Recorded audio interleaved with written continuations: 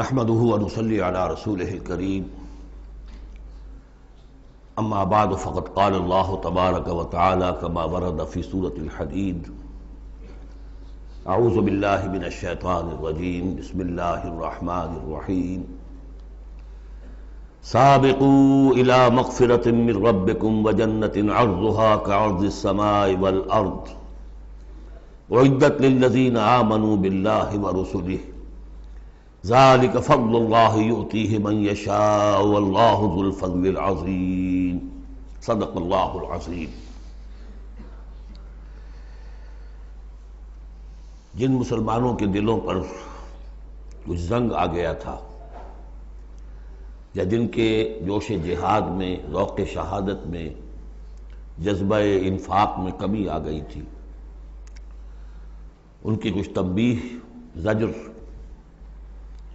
کچھ مشفقانہ اور محبت بھری ڈانٹ ڈپٹ کے بعد انہیں ادھر متوجہ کیا گیا کہ شیطان لعین تمہیں تاخیر اور تعویق کے چکر میں ڈالے گا۔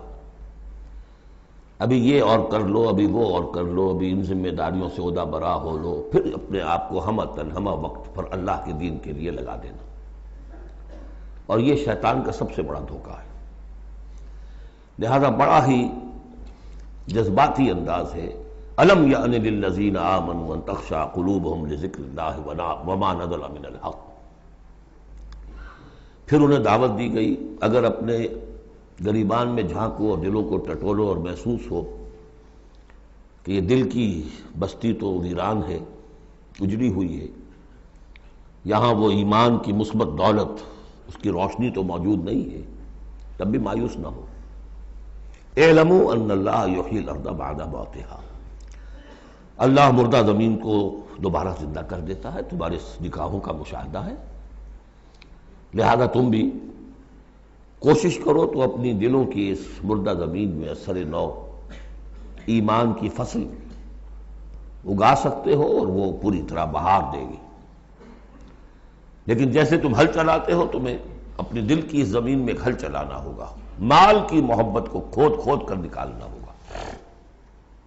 اس کے لیے صدقہ غریبوں، محتاجوں پر بھی، اور اللہ کے دین کے لیے قرض حسنہ۔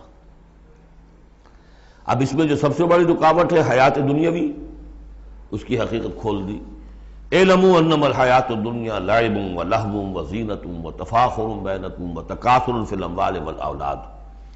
عام طور پر جب قرآن مجید میں یہ دنیا کی زندگی کو لہو و لعب کہا جاتا ہے تو لہو پہلے ہوتا ہے، لعب بعد میں۔ محاورہ ہے لہو و لعب۔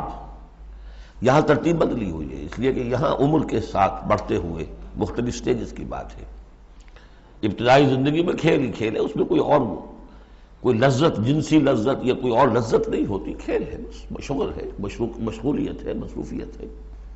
پھر اس میں آتا ہے وہ خطرناک دور ایڈولسنس کا، ٹین ایجرز۔ اب معاملہ جو ہے بگڑنا شروع ہوتا ہے، لعب کے ساتھ لہو بھی، اور پھر اسی مرحلے پر زینت اور زیبائش۔ پھر انسان اپنی پوری جوانی کو پہنچتا ہے، یہ 30 برس کی عمر کے آس پاس انسان پھر تفاخر، دوسروں سے اپنے آپ کو اوپر کرنا، نمایاں کرنا۔ اس کے بعد ذرا عمر ڈھلنے لگتی ہے تو آدمی بڑا ہی حقیقت پسند ہو جاتا ہے، واقعیت پسند، ریئلسٹک۔ اب یہ کہ مال اور دولت اور اولاد یہ ختم نہیں ہوتی یہاں تک کہ انسان قبر میں جا کر اس کو اتار دیا جائے۔ یہ بات جو ہے آخری پارے کی صورت میں آئے گی، الہاکم التکاثر حتی زرتم المقابر۔ یہ جو آخری سٹیج ہے تکاثر فی الاموال والاولاد، یہ پھر پیچھا نہیں چھوڑتی۔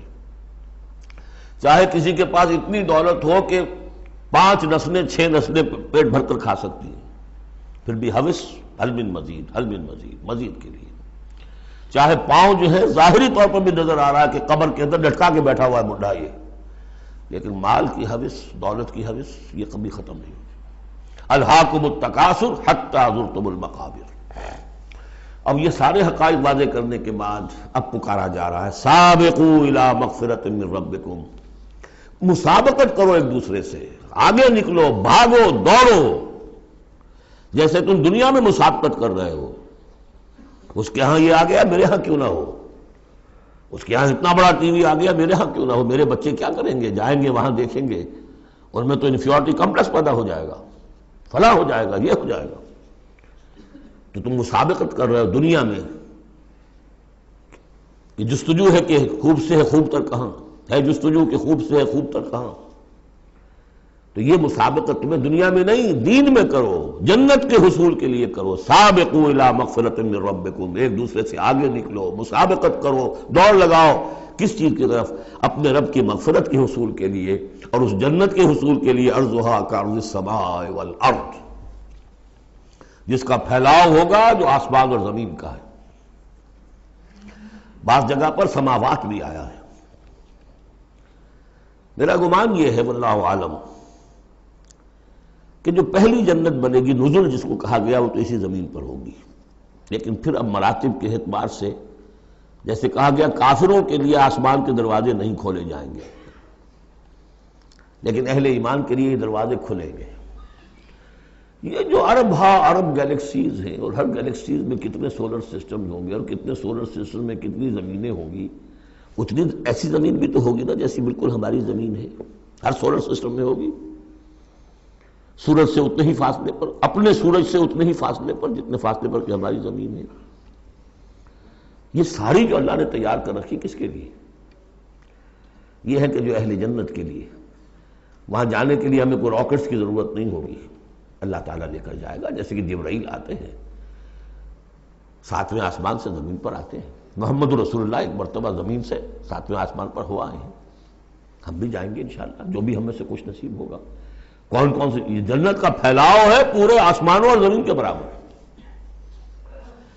اعدت للذین آمنوا باللہ ورسلہ، وہ تیار کی گئی ہے، سنواری گئی ہے، فرنش کی گئی ہے۔ اعداد کہتے ہیں کسی چیز کے لیے کسی چیز کو تیار کرنا، استعداد اسی سے بنا ہے، فلاں میں بڑی استعداد ہے۔ اعداد باب افعال ہے، تیار کی گئی ہے، سنواری گئی ہے، فرنش کی گئی ہے، ڈیکوریٹ کی گئی ہے۔ وَعِدَّتْ لِلَّذِينَ آمَنُوا بِاللَّهِ وَرُسُلِهِ، ان کے لیے جو ایمان لائے اللہ پر اور اس کے رسولوں پر۔ اور ذَلِكَ فَضْلُ اللَّهِ يُؤْتِيهِ مَن يَشَاءُ، یہ اللہ کا فضل ہوگا، جس کو بھی چاہے گا دے گا۔ وَاللَّهُ ذُو الْفَضْلِ الْعَظِيمِ، اللہ بڑے فضل والا ہے۔ اب ایک اور رکاوٹ جو ہوتی ہے اس راستے پر چلنے میں، راستہ یہ کیا ہے؟ اس کی ہدف آگے آ جائے گا، جہاد اور قتال اور انفاق کس کام کے لیے ہے، یہ اس سورہ مبارکہ کا کلائمیکس ہوگا جو آگے آئے گا۔ لیکن ایک اور رکاوٹ جو آتی ہے، یہ تکلیف آ جائے گی، یہ مصیبت آ جائے گی، یہ مسئلہ پیدا ہو جائے گا، یہ مشکل ہو جائے گی، یہ سارے خوف۔ وَلَنَبْلُوَنَّكُمْ بِشَيْءٍ مِّنَ الْخَوْفِ وَالْجُوعِ وَنَقْصٍ مِّنَ الْأَمْوَالِ وَالْأَنفُسِ وَالثَّمَرَاتِ لَتُبْلَوُنَّ فِي أَمْوَالِكُمْ فِي أَنفُسِكُمْ وَأَمْوَالِكُمْ وَلَتَسْمَعُنَّ مِنَ الَّذِينَ أُوتُوا الْكِتَابَ مِن قَبْلِكُمْ وَالَّذِينَ أَشْرَكُوا أَذًى كَثِيرًا، آزمایا تو جائے گا۔ اب اس کے لیے بتایا کہ ایک بہت بڑا نسخہ دیا جا رہا ہے۔ ما اصاب من مصیبت فی الارض ولا فی انفسکم، نہیں پڑتی کوئی پڑنے والی کوئی تکلیف، کوئی مصیبت، کوئی آزمائش، کوئی رنج دہ چیز، تکلیف دہ ہے، مگر الا فی کتاب من قبل، چاہے وہ مصیبت تمہاری زمین، تمہاری اپنی جان پر ہو یا پوری زمین پر ہو۔ وہ بڑے پیمانے پر آیا، سیلاب آیا، زلزلہ آ گیا، ایک انسان کی اپنی ذاتی زندگی میں آیا، ایکسیڈنٹ کے اندر مجروح ہو گیا، کسی بیماری میں مبتلا ہو گیا۔ ما اصاب من مصیبت فی الارض ولا فی انفسکم الا فی کتاب من قبل ان نبرأ، وہ ایک کتاب میں درج ہے اس سے پہلے کہ ہم اسے ظاہر کریں۔ ان ذالک علی اللہ یسیر، یہ اللہ پر بہت آسان ہے، اللہ کا علم جو ہے اتنا محیط ہے ما کان و ما یکون کو، کہ جو کچھ ہونا ہے اس کے علم میں تو پہلے سے موجود ہے۔ تو تم اسے بڑا عجیب سمجھو گے، بہت مشکل سمجھو گے، اللہ پر یہ آسان ہے۔ یہ بات تمہیں کیوں بتا دی گئی؟ اس کا ایک نتیجہ نکلنا چاہیے، لِكَيْ لَا تَعْصَوْا عَلَىٰ مَا فَاتَكُمْ، تم افسوس نہ کیا کرو، مایوس نہ ہو جایا کرو اس چیز پر جو تمہارے ہاتھ سے جاتی رہے۔ حوادث سے، دنیا سے کوئی چیز اگر ہاتھ سے نکل گئی، موقع ہاتھ سے نکل گیا، اب بیٹھے ہیں پچھتا رہے ہیں، پیچ و تاب کھا رہے ہیں، میں اگر اس وقت یہ کام نہ کرتا، سیدھا چلا جاتا تو میرا کام بن جاتا، یہ نہ ہوتا، اس نے یہ کام رکاوٹ نہ ڈالی ہوتی تو یہ میرا کام بن جاتا۔ سوائے وہ پیچ و تاب کے کچھ حاصل نہیں، اور جسے یقین ہے کہ یہ ہونا ہی نہیں تھا میرے لیے، اللہ تعالیٰ کی طرف سے یہ شے طے نہیں تھی۔ بس بات ختم ہو گئی. اور اس کے میرے ہاتھ سے نکل جانے ہی میں کوئی خیر ہے. عسیٰ ان تحبوا شیئا وہو شر لکم وعسیٰ ان تکرہوا شیئا وہو خیر لکم واللہ یعلم وانتم لا تعلمون. میں تو جانتا نہیں، اللہ جانتا ہے. ما اصاب من مصیبت فی الارض ولا فی انفسکم الا فی کتاب من قبل ان نبرأها ان ذلک علی اللہ یسیر لکی لا تعصوا علی ما فاتکم ولا تفرحوا بما آتاکم. جو کچھ اللہ تمہیں دے دے اس پر اترایا مت کرو، اس لیے کہ وہ بھی آزمائش ہے. جو دیا ہے تمہیں اس میں آزمائش ہے، اس کو اکاؤنٹ فار کرنا پڑے گا، وہ لائبلٹی ہے. آپ کو معلوم ہے بیلنس شیٹ جب بنتی ہے تو جو کیپٹل ہوتا ہے وہ لائبلٹیز کے کھاتے میں آتا ہے. اتنا مال تھا تمہارے پاس، اب بتاؤ نا کیا کیا تم نے اس میں. تو اللہ جو کچھ دیتا ہے وہ لائبلٹی ہے، اس کو اکاؤنٹ فار کرنا ہوگا قیامت کے دن. تمہیں اتنا مال دیا تھا میں نے، تم نے کیا کیا؟ تمہیں اتنی ذہانت میں نے دی تھی، تم نے کہاں لگائی؟ یہ صلاحیتیں میں نے دی تھی، کہاں خرچ کی؟ دنیا بنانے میں یا آخرت بنانے میں؟ باطل کے نظام کی چاکری کرنے میں؟ آئی ایم ایف کی سروس ہو رہی ہے، اتنے بلین روپے تنخواہ مل رہی ہے، ٹھیک ہے، چاکری کس کی ہو رہی ہے؟ کس کے نظام کو چلا رہے ہو؟ کس کی رتھ میں گھوڑے بن کر جتے ہوئے ہو؟ غور کرنے کی بات ہے. بڑا ہمیں فخر ہوتا ہے فلاں شخص ورلڈ بینک کے اتنے عہدے پر پہنچ گیا، ہمارا عزیز اور ہمارا. کس کی چاکری ہو رہی ہے؟ لیفٹیننٹ بن گیا انگریز کی فوج میں، انگریز کی فوج میں. لِكَيْ لَا تَعْصَوْا عَلَىٰ مَا فَاتَكُمْ وَلَا تَفْرَحُوا بِمَا آتَاكُمْ. جو کچھ تمہارے ہاتھ سے جاتا رہے، نکل جائے، اس پر افسوس نہ کیا کرو، اور جو کچھ اللہ تمہیں دے دے اس پر اترایا نہ کرو، سوچا کرو. بلکہ امام احمد ابن حنبل رحمۃ اللہ علیہ کا معاملہ تو یہ ہوا تھا کہ جب وہ خلق قرآن کا مسئلہ چل رہا تھا تو جس زمانے میں کہ ان پر عتاب ہو رہا تھا حکومت کی طرف سے، جیل میں تھے، مارا جاتا تھا کہ کہو کہ قرآن مخلوق ہے، اور وہ کہنے کو تیار نہیں تھے. کہتے ہیں ایسی ایسی ماریں پڑی ہیں کہ ہاتھی کو بھی وہ مار پڑے تو وہ بلبلا اٹھے. کبھی آنکھوں میں آنسو نہیں آئے. اس کے بعد حکومت بدل گئی. اب جو نیا خلیفہ ہے اس کی رائے کچھ اور ہے. وہ اب خلق قرآن کا مسئلہ دفن ہو چکا. اب جو خلیفہ ہے اس کا ایلچی آیا ہے اشرفیوں کی کچھ تھیلیاں لے کر کے، یہ بادشاہ نے، خلیفہ نے آپ کے لیے بھیجی ہے. اب رو پڑے امام احمد بن حنبل، اے اللہ میں اس آزمائش کے قابل نہیں ہوں. یہ آزمائش بڑی سخت ہے. خطاب دے دے کر انگریزوں نے جو غداریاں کروائیں، پھر خطاب ملتے تھے نا، آنریری مجسٹریٹ بنتے تھے، لیکن کرتے کیا تھے وہ؟ اس قوم کے اندر انگریز کی اس حکومت کو چلانے اور اس کے پاؤں مضبوط کرنے اور جمانے کی جدوجہد. لِكَيْ لَا تَعْصَوْا عَلَىٰ مَا فَاتَكُمْ وَلَا تَفْرَحُوا بِمَا آتَاكُمْ وَاللَّهُ لَا يُحِبُّ كُلَّ مُخْتَالٍ فَخُورٍ. اللہ کو بالکل پسند نہیں ہے اترانے والے اور فخر کرنے والے. الَّذِينَ يَبْخَلُونَ. اور ظاہر بات ہے کہ جو مال کے اوپر اترائے گا وہ مال کو سنبھال کر رکھے گا، اسی کی بنیاد پر تو ہے اس کی اکڑ. الذین یبخلون ویامرون الناس بالبخل. جو خود بھی بخل سے کام لیتے ہیں اور لوگوں کو بھی بخل کا مشورہ دیتے ہیں کہ میاں ذرا ہاتھ روک کے رکھو، کیا کر رہے ہو؟ تم نے دونوں ہاتھ کھلے چھوڑ دیے ہیں. پتہ نہیں ہے تمہارے ہاں 4 بیٹیاں بھی ہیں، ان کے ہاتھ پیلے کرنے ہیں کہ نہیں؟ کہاں تم اللہ کے لیے اور اللہ کے دین کے لیے سب کچھ خرچ کرنے کے درپے ہو گئے ہو. وَمَنْ يَتَوَلَّ فَإِنَّ اللَّهَ هُوَ الْغَنِيُّ الْحَمِيدُ. اور جو کوئی رخ پھیر لے گا، منہ موڑ لے گا، تو اللہ تعالیٰ تو غنی ہے اور حمید ہے، اسے کسی کے احتیاج نہیں ہے، وہ ستودہ صفات ہے. اب آ گیا ہے کلائمیکس اس سورہ کا. یہ آج کے ہم مسلمانوں کے لیے قرآن مجید کی اہم ترین آیت ہے. دین کا کانسیپٹ ہمارا کیا ہے؟ حکومت انگریز کی ہوتی رہے، ہمیں کیا نمازیں پڑھنی، روزے رکھنے ہیں.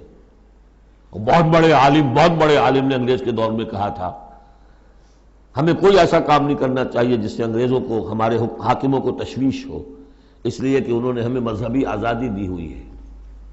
ہمیں وہ روکتے ہی نہیں، نمازیں پڑھو، داڑھیاں رکھو، روزے رکھو، حج کرو، انگریز روکتا نہیں.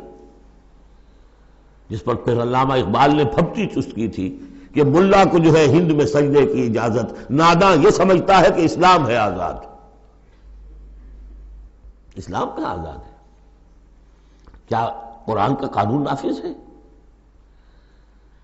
وہاں تو قانون فوجداری ہند ہے، ضابطہ دیوانی ہے ہند، ضابطہ دیوانی ہے، ضابطہ فوجداری کس کا؟ انگریز کا. کس کا قانون؟ اصل میں دین کا جو تصور تھا وہ ہمارا بگڑتا بگڑتا، تنگ ہوتا ہوتا، سکڑتا سکڑتا، پرورٹ ہوتا ہوا یہاں تک آ گیا ہے کہ چند ریچولز ہیں، چند رسومات ہیں، بس وہ دین ہے. باقی جو ہو سو ہو. یہاں ذرا اس آیت کو آپ دیکھیے. ایک تو یہ کہ اس اعتبار سے اہم ترین ہے کہ ہمارے اس تصور دین کو چیلنج کرنے والی، جھنجھوڑنے والی. دوسرا یہ کہ واقعہ یہ ہے کہ میں سمجھتا ہوں کہ پوری انسانی تاریخ میں ایسی ننگی اڑیاں انقلابی عبارت کہیں آپ کو نہ مل سکے جو اس ایک آیت میں ہے. اور ڈنکے کی چوٹ دھڑلے کے ساتھ، not chewing the words. کھل کر بات کی. غور کیجئے کہ گھر سمجھیے. لقد ارسلنا رسلنا بالبینات، ہم نے بھیجا اپنے رسولوں کو واضح نشانیوں کے ساتھ. وانزلنا معہم الکتاب والمیزان، اور ہم نے ان کے ساتھ کتاب اتاری، میزان اتاری. یہ سب کچھ کس لیے کیا؟ لیقوم الناس بالقسط، تاکہ لوگ عدل پر قائم ہوں. یہ قرآن اس لیے اتارا کہ اس کی قرآن خوانی کی مجلسیں ہو جائیں، یا قرات کی محفلیں ہو جائیں، یا خطاطی کی نمائشیں ہو جائیں. اللہ اللہ خیر صلی. 40 من کا قرآن ہم نے لکھ لیا ہے سونے کے تاروں سے، بڑے بہت تیر مارا ہے. قرآن اس لیے نازل ہوا تھا، نظام کسی اور کا، قانون پہ راضی اوروں کے. مولانا ماہر القادری صاحب کا جو یہ شعر تھا، یہ مجھ سے عقیدت کے دعوے، قانون پہ راضی اوروں کے، یوں بھی مجھے رسوا کرتے ہیں ویسے بھی رلایا جاتا ہوں. تو قرآن اس لیے تو نہیں آیا. قرآن تو آیا جو نظام لے کر آیا اسے قائم کرو، جو میزان لے کر آیا اسے نصب کرو، جو شریعت لے کر آیا اسے نافذ کرو. اگر یہ نہیں تو بابا پھر سب کہانیاں، عمرے کرتے رہو ہر سال، باقی سارا دھندا سودی کاروبار، دین دین جو ہے، بلڈنگیں بناؤ، عیش کرو، ہاں عمرہ کراؤ. گنگا نہا آیا جیسے ہندو پاک ہو گیا، ایسے عمرہ جو ہے کرائے پاک صاف ہو گیا. یہ ہے آپ کا دین، آج کا دین. غور کر لیجیے اس کو. نظام عدل و قسط. پھر ذرا نوٹ کیجئے، اب تو چونکہ ہم ترجمہ قرآن کرتے ہوئے کہاں تک؟ آخر تک پہنچ گئے. آل عمران میں فرمایا اللہ کیا ہے؟ قائما بالقسط. سورہ نساء میں فرمایا مسلمانوں تمہیں کس لیے ہم نے اٹھایا ہے؟ یا ایھا الذین آمنوا کونوا قوامین بالقسط شہداء للہ. عدل و انصاف کو قائم کرنے والے بن کر کھڑے ہو. سورہ مائدہ میں فرمایا یا ایھا الذین آمنوا کونوا قوامین للہ شہداء بالقسط. پھر سورہ شورى تو ابھی پڑھی ہم نے، زیادہ دور نہیں ہوئی. حضور سے کہا گیا کہ کہہ دو وَأُمِرْتُ لِأَعْدِلَ بَيْنَكُمْ، مجھے حکم ہوا ہے تمہارے مابین عدل قائم کروں. میں صرف واعظ کہنے نہیں آیا. اللہ الذی انزل الکتاب بالحق والمیزان، یہ بھی آیت سورہ شورى میں ہم پڑھ چکے ہیں. وہی کتاب اور میزان کا لفظ یہاں بھی آ گیا ہے. لقد ارسلنا رسلنا بالبینات وانزلنا معهم الکتاب والمیزان لیقوم الناس بالقسط. یہ عدل جو قرآن لے کر آیا، یہ نظام عدل ہے، عدل و قسط ہے، اسے نافذ کرو. پھر وہ ہم پڑھ چکے سورہ مائدہ میں قل یا اہل الکتاب لستم علی شیء حتی تقیموا التوراۃ والانجیل وما انزل الیکم من ربکم. کہہ دیجئے اے نبی ان سے، اے کتاب والو تمہاری کوئی حیثیت نہیں ہے جب تک کہ تم قائم نہیں کرتے تورات کو اور انجیل کو اور جو کچھ تمہارے اوپر نازل کیا گیا تمہارے رب کی طرف سے. یاد ہوگا کہ میں نے کہا تھا یہاں لفظ قرآن رکھ کر دیکھیے. قل یا اہل القرآن لستم علی شیء حتی تقیموا القرآن وما انزل الیکم من ربکم. اے قرآن والو تمہاری کوئی حیثیت نہیں ہے. You have no face to talk to us. ہم سے دعائیں مانگ رہے ہو؟ ہم تمہاری دعائیں تمہارے منہ پر دے کر مارتے ہیں۔ تم نے وہ قرآن نافذ کیا یا اس کی تلاوت کی؟ تراویح میں سن لیا پورے رمضان میں ایک قرآن تو بڑا تیر مار لیا، کیا اس کا ایک حرف نہ سمجھاؤ؟ لقد ارسلنا رسلنا بالبینات وانزلنا معهم الکتاب والمیزان لیقوم الناس بالقسط، اور عدل کے راستے میں تو رکاوٹ ڈالیں گے وہ لوگ کہ جو ایکسپلائٹ کر رہے ہیں۔ جاگیردار کبھی چاہے گا کہ جاگیریں ختم ہو جائیں، وہ تو ٹیکس دینے کو تیار نہیں، آپ کہتے ہیں جاگیرداری ختم ہو جائے۔ ہاں کوئی ہو سکتا ہے ایسا بھی جاگیردار شریف النفس، کوئی سرمایہ دار ایسا ہو سکتا ہے شریف النفس، لیکن شاذ ہوگا، وہ کوئی ہوگا، اکثر و بیشتر تو نہیں ہوں گے۔ ابو بکر بھی ایمان لے آئے تھے، اونچے طبقے سے تھے، عثمان بھی ایمان لے آئے تھے، اونچے طبقے سے تھے، اکثر و بیشتر تو نہیں۔ اکثر و بیشتر تو ریزسٹ کریں گے، سٹیٹس کو چاہیں گے، وہ چاہیں گے نظام کے اندر کوئی تبدیلی نہ آئے۔ ہمارے اس کے ساتھ مفادات وابستہ ہیں، ہمارے انٹرسٹ ہیں، ویسٹڈ انٹرسٹ، ہمیں ان سے پریولیجز ملی ہوئی ہے اس نظام سے، نظام بدلے گا تو ہم گئے۔ ایسے لوگوں کی سرکوبی کے لیے ہم نے لوہا بھی اتارا ہے۔ وَأَنزَلْنَا الْحَدِيدَ فِيهِ بَأْسٌ شَدِيدٌ، ہم نے لوہا بھی اتارا ہے۔ یہی ایک ہی آیت چل رہی ہے، دوسری آیت نہیں ہے یہ۔ اس لیے میں نے کہا تھا کہ اڑیاں ترین یہ عبارت ہے کہ انقلاب کے لیے کچھ سر کچلنے پڑتے ہیں، ورنہ نہیں انقلابات، اور اس میں کوئی ریگریٹس نہیں ہے، اس میں کوئی معذرت نہیں ہے۔ جب یہ لوگ کہتے ہیں کہ وار فار پیس، اگر یہ کہتے ہیں کہ دنیا میں ہیومن رائٹس کے لیے ہم حملہ کر رہے ہیں، کیا مطلب ہے؟ تمہارا اپنا تصور ہے، عدل انسانی کا ایک تصور ہے، اس کے لیے تم طاقت بھی استعمال کر رہے ہو، لوگوں کا بہر گھیراؤ کر رہے ہو، انہیں آئسولیٹ کر رہے ہو، سینکشنز لگا رہے ہو۔ کیوں؟ کہ تمہاری مرضی کے مطابق نظام انہوں نے کیوں نہیں بنایا؟ تو اہل ایمان کو اللہ نے ایک نظام دیا ہے، وہ اللہ کا دیا ہوا نظام ہے، وہ عدل و قسط پر مبنی ہے۔ اس نظام کو قائم کرنے کے لیے وہ اگر طاقت بھی ہوگا تو استعمال کریں گے۔ ہاں طاقت نہیں ہے تو ٹھیک ہے، پڑے ہوئے ہیں، اس میں یہ کہ طاقت فراہم کرو، دعوت دو، لوگ جمع ہوں، اس کے لیے تن من دھن لگانے کا عہد کریں، ان کی تربیت ہو۔ محمد رسول اللہ کیا کر رہے تھے مکے میں 12 برس تک؟ وہ آپ نے طاقت تیار کی، وہ طاقت جو ہے پھر کوڑا بن گیا جب تو کوڑا دے کر مارا ہے باطل کے اوپر۔ بل نقذف بالحق علی الباطل فیدمغہ، ہم باطل کے اوپر حق کو مارتے ہیں جو اس کا بھیجا نکال دیتا ہے۔ فَإِذَا هُوَ زَاهِقٌ، یہی ہوا۔ لیکن اس دوران میں، اس پروسیس میں اہل ایمان کو جانیں دینی پڑیں گی، تکلیفیں جھیلنی ہوگی، گھر بار چھوڑنے ہوں گے، جان و مال کے نقصانات برداشت کرنے ہوں گے۔ یہ ہے انقلابی عمل۔ وَأَنزَلْنَا الْحَدِيدَ فِيهِ بَأْسٌ شَدِيدٌ، ہم نے اتارا لوہا، اس میں بڑی جنگ کی صلاحیت ہے، ہتھیار بنتا ہے۔ وَمَنَافِعُ لِلنَّاسِ، لوگوں کے لیے کچھ اور منفعت بھی ہے۔ اصل میں تو یہ تلوار اور نیزے اور ڈھال کے لیے ہے، باقی یہ کہ چمٹا پھگنی اور توا بھی تم نے بنا لیے، چلو کوئی بات نہیں۔ اب تو وہ چمٹا پھگنی اور توے کا دور بھی گزر گیا۔ وَلِيَعْلَمَ اللَّهُ مَن يَنصُرُهُ وَرُسُلَهُ بِالْغَيْبِ، اللہ دیکھنا چاہتا ہے کہ کون ہے اس کے وہ وفادار بندے جو اس لوہے کی طاقت کو ہاتھ میں لے کر اللہ کی اور اس کے رسولوں کی مدد کرتے ہیں غیب میں ہونے کے باوجود۔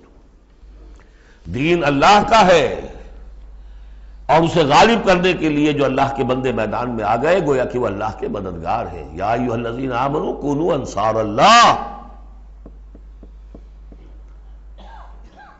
اگرچہ دین نافذ کرنا اور قائم کرنا فرض منصبی محمد رسول اللہ کا ہے۔ هو الذی ارسل رسولہ بالہدی ودین الحق لیظہرہ علی الدین کلہ، جو ان کے انصار بن گئے، مددگار بن گئے، وہ اللہ کے مددگار، رسول کے مددگار۔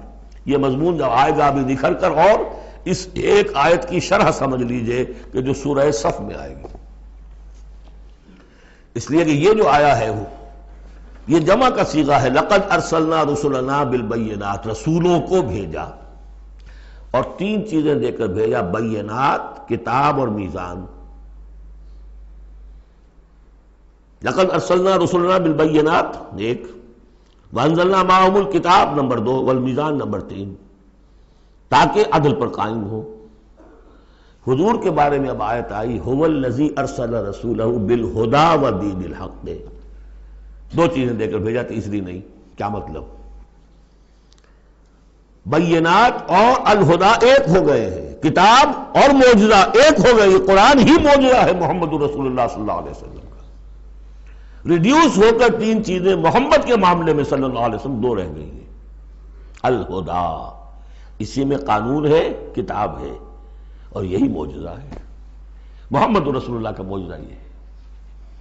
ہاں، میزان مکمل ہو کر دین حق کی شکل اختیار کر چکی ہے، میزان عدل و قسط، اب دین حق۔ هو الذی ارسل رسولہ بالہدی ودین الحق لیظہرہ علی الدین کلہ ولو کرہ المشرکون۔ یہ سورہ صف کی مرکزی آیت ہے جو آگے آ جائے گی۔ لقد ارسلنا رسلنا بالبینات وانزلنا معهم الکتاب والمیزان لیقوم الناس بالقسط وانزلنا الحدید فیہ بأس شدید ومنافع للناس ولیعلم اللہ من ینصرہ ورسلہ بالغیب ان اللہ قوی عزیز۔ یہ سورہ مبارکہ جو ہے ایک اعتبار سے مضمون تدریجاً ترقی کرتا ہوا کلائمیکس پر پہنچ گیا ہے، آیت نمبر 25 پر جو ہم نے پڑھ لی۔ اب ایک سمجھیے ضمیمہ ہے اس میں، کبھی میں پہلے اینٹی کلائمیکس کا لفظ استعمال کرتا رہا، وہ مناسب نہیں ہے، ضمیمہ ہے۔ ضمیمہ کیا ہے؟ شیطان نے ایک اور چال چلی، جن لوگوں کے دلوں میں اللہ کی، رسول کی محبت بہت ہو گئی، آخرت کی طلب بھی ہو گئی، اور حقیقی ایمان اور صحیح جذبات، اس کا رخ موڑ دیا رہبانیت کی طرف۔ جاؤ خوب نفلیں پڑھو، خوب تپسیاں کرو، خوب عبادتیں کرو، دنیا کو چھوڑو، تاکہ دنیا میں ننگا ناچ ناچوں، اور جو اللہ کے ماننے والے ہیں وہ جا کر گپھاؤں میں اور پہاڑوں کی چوٹیوں پر اور غاروں میں جا کر تپسیاں کریں۔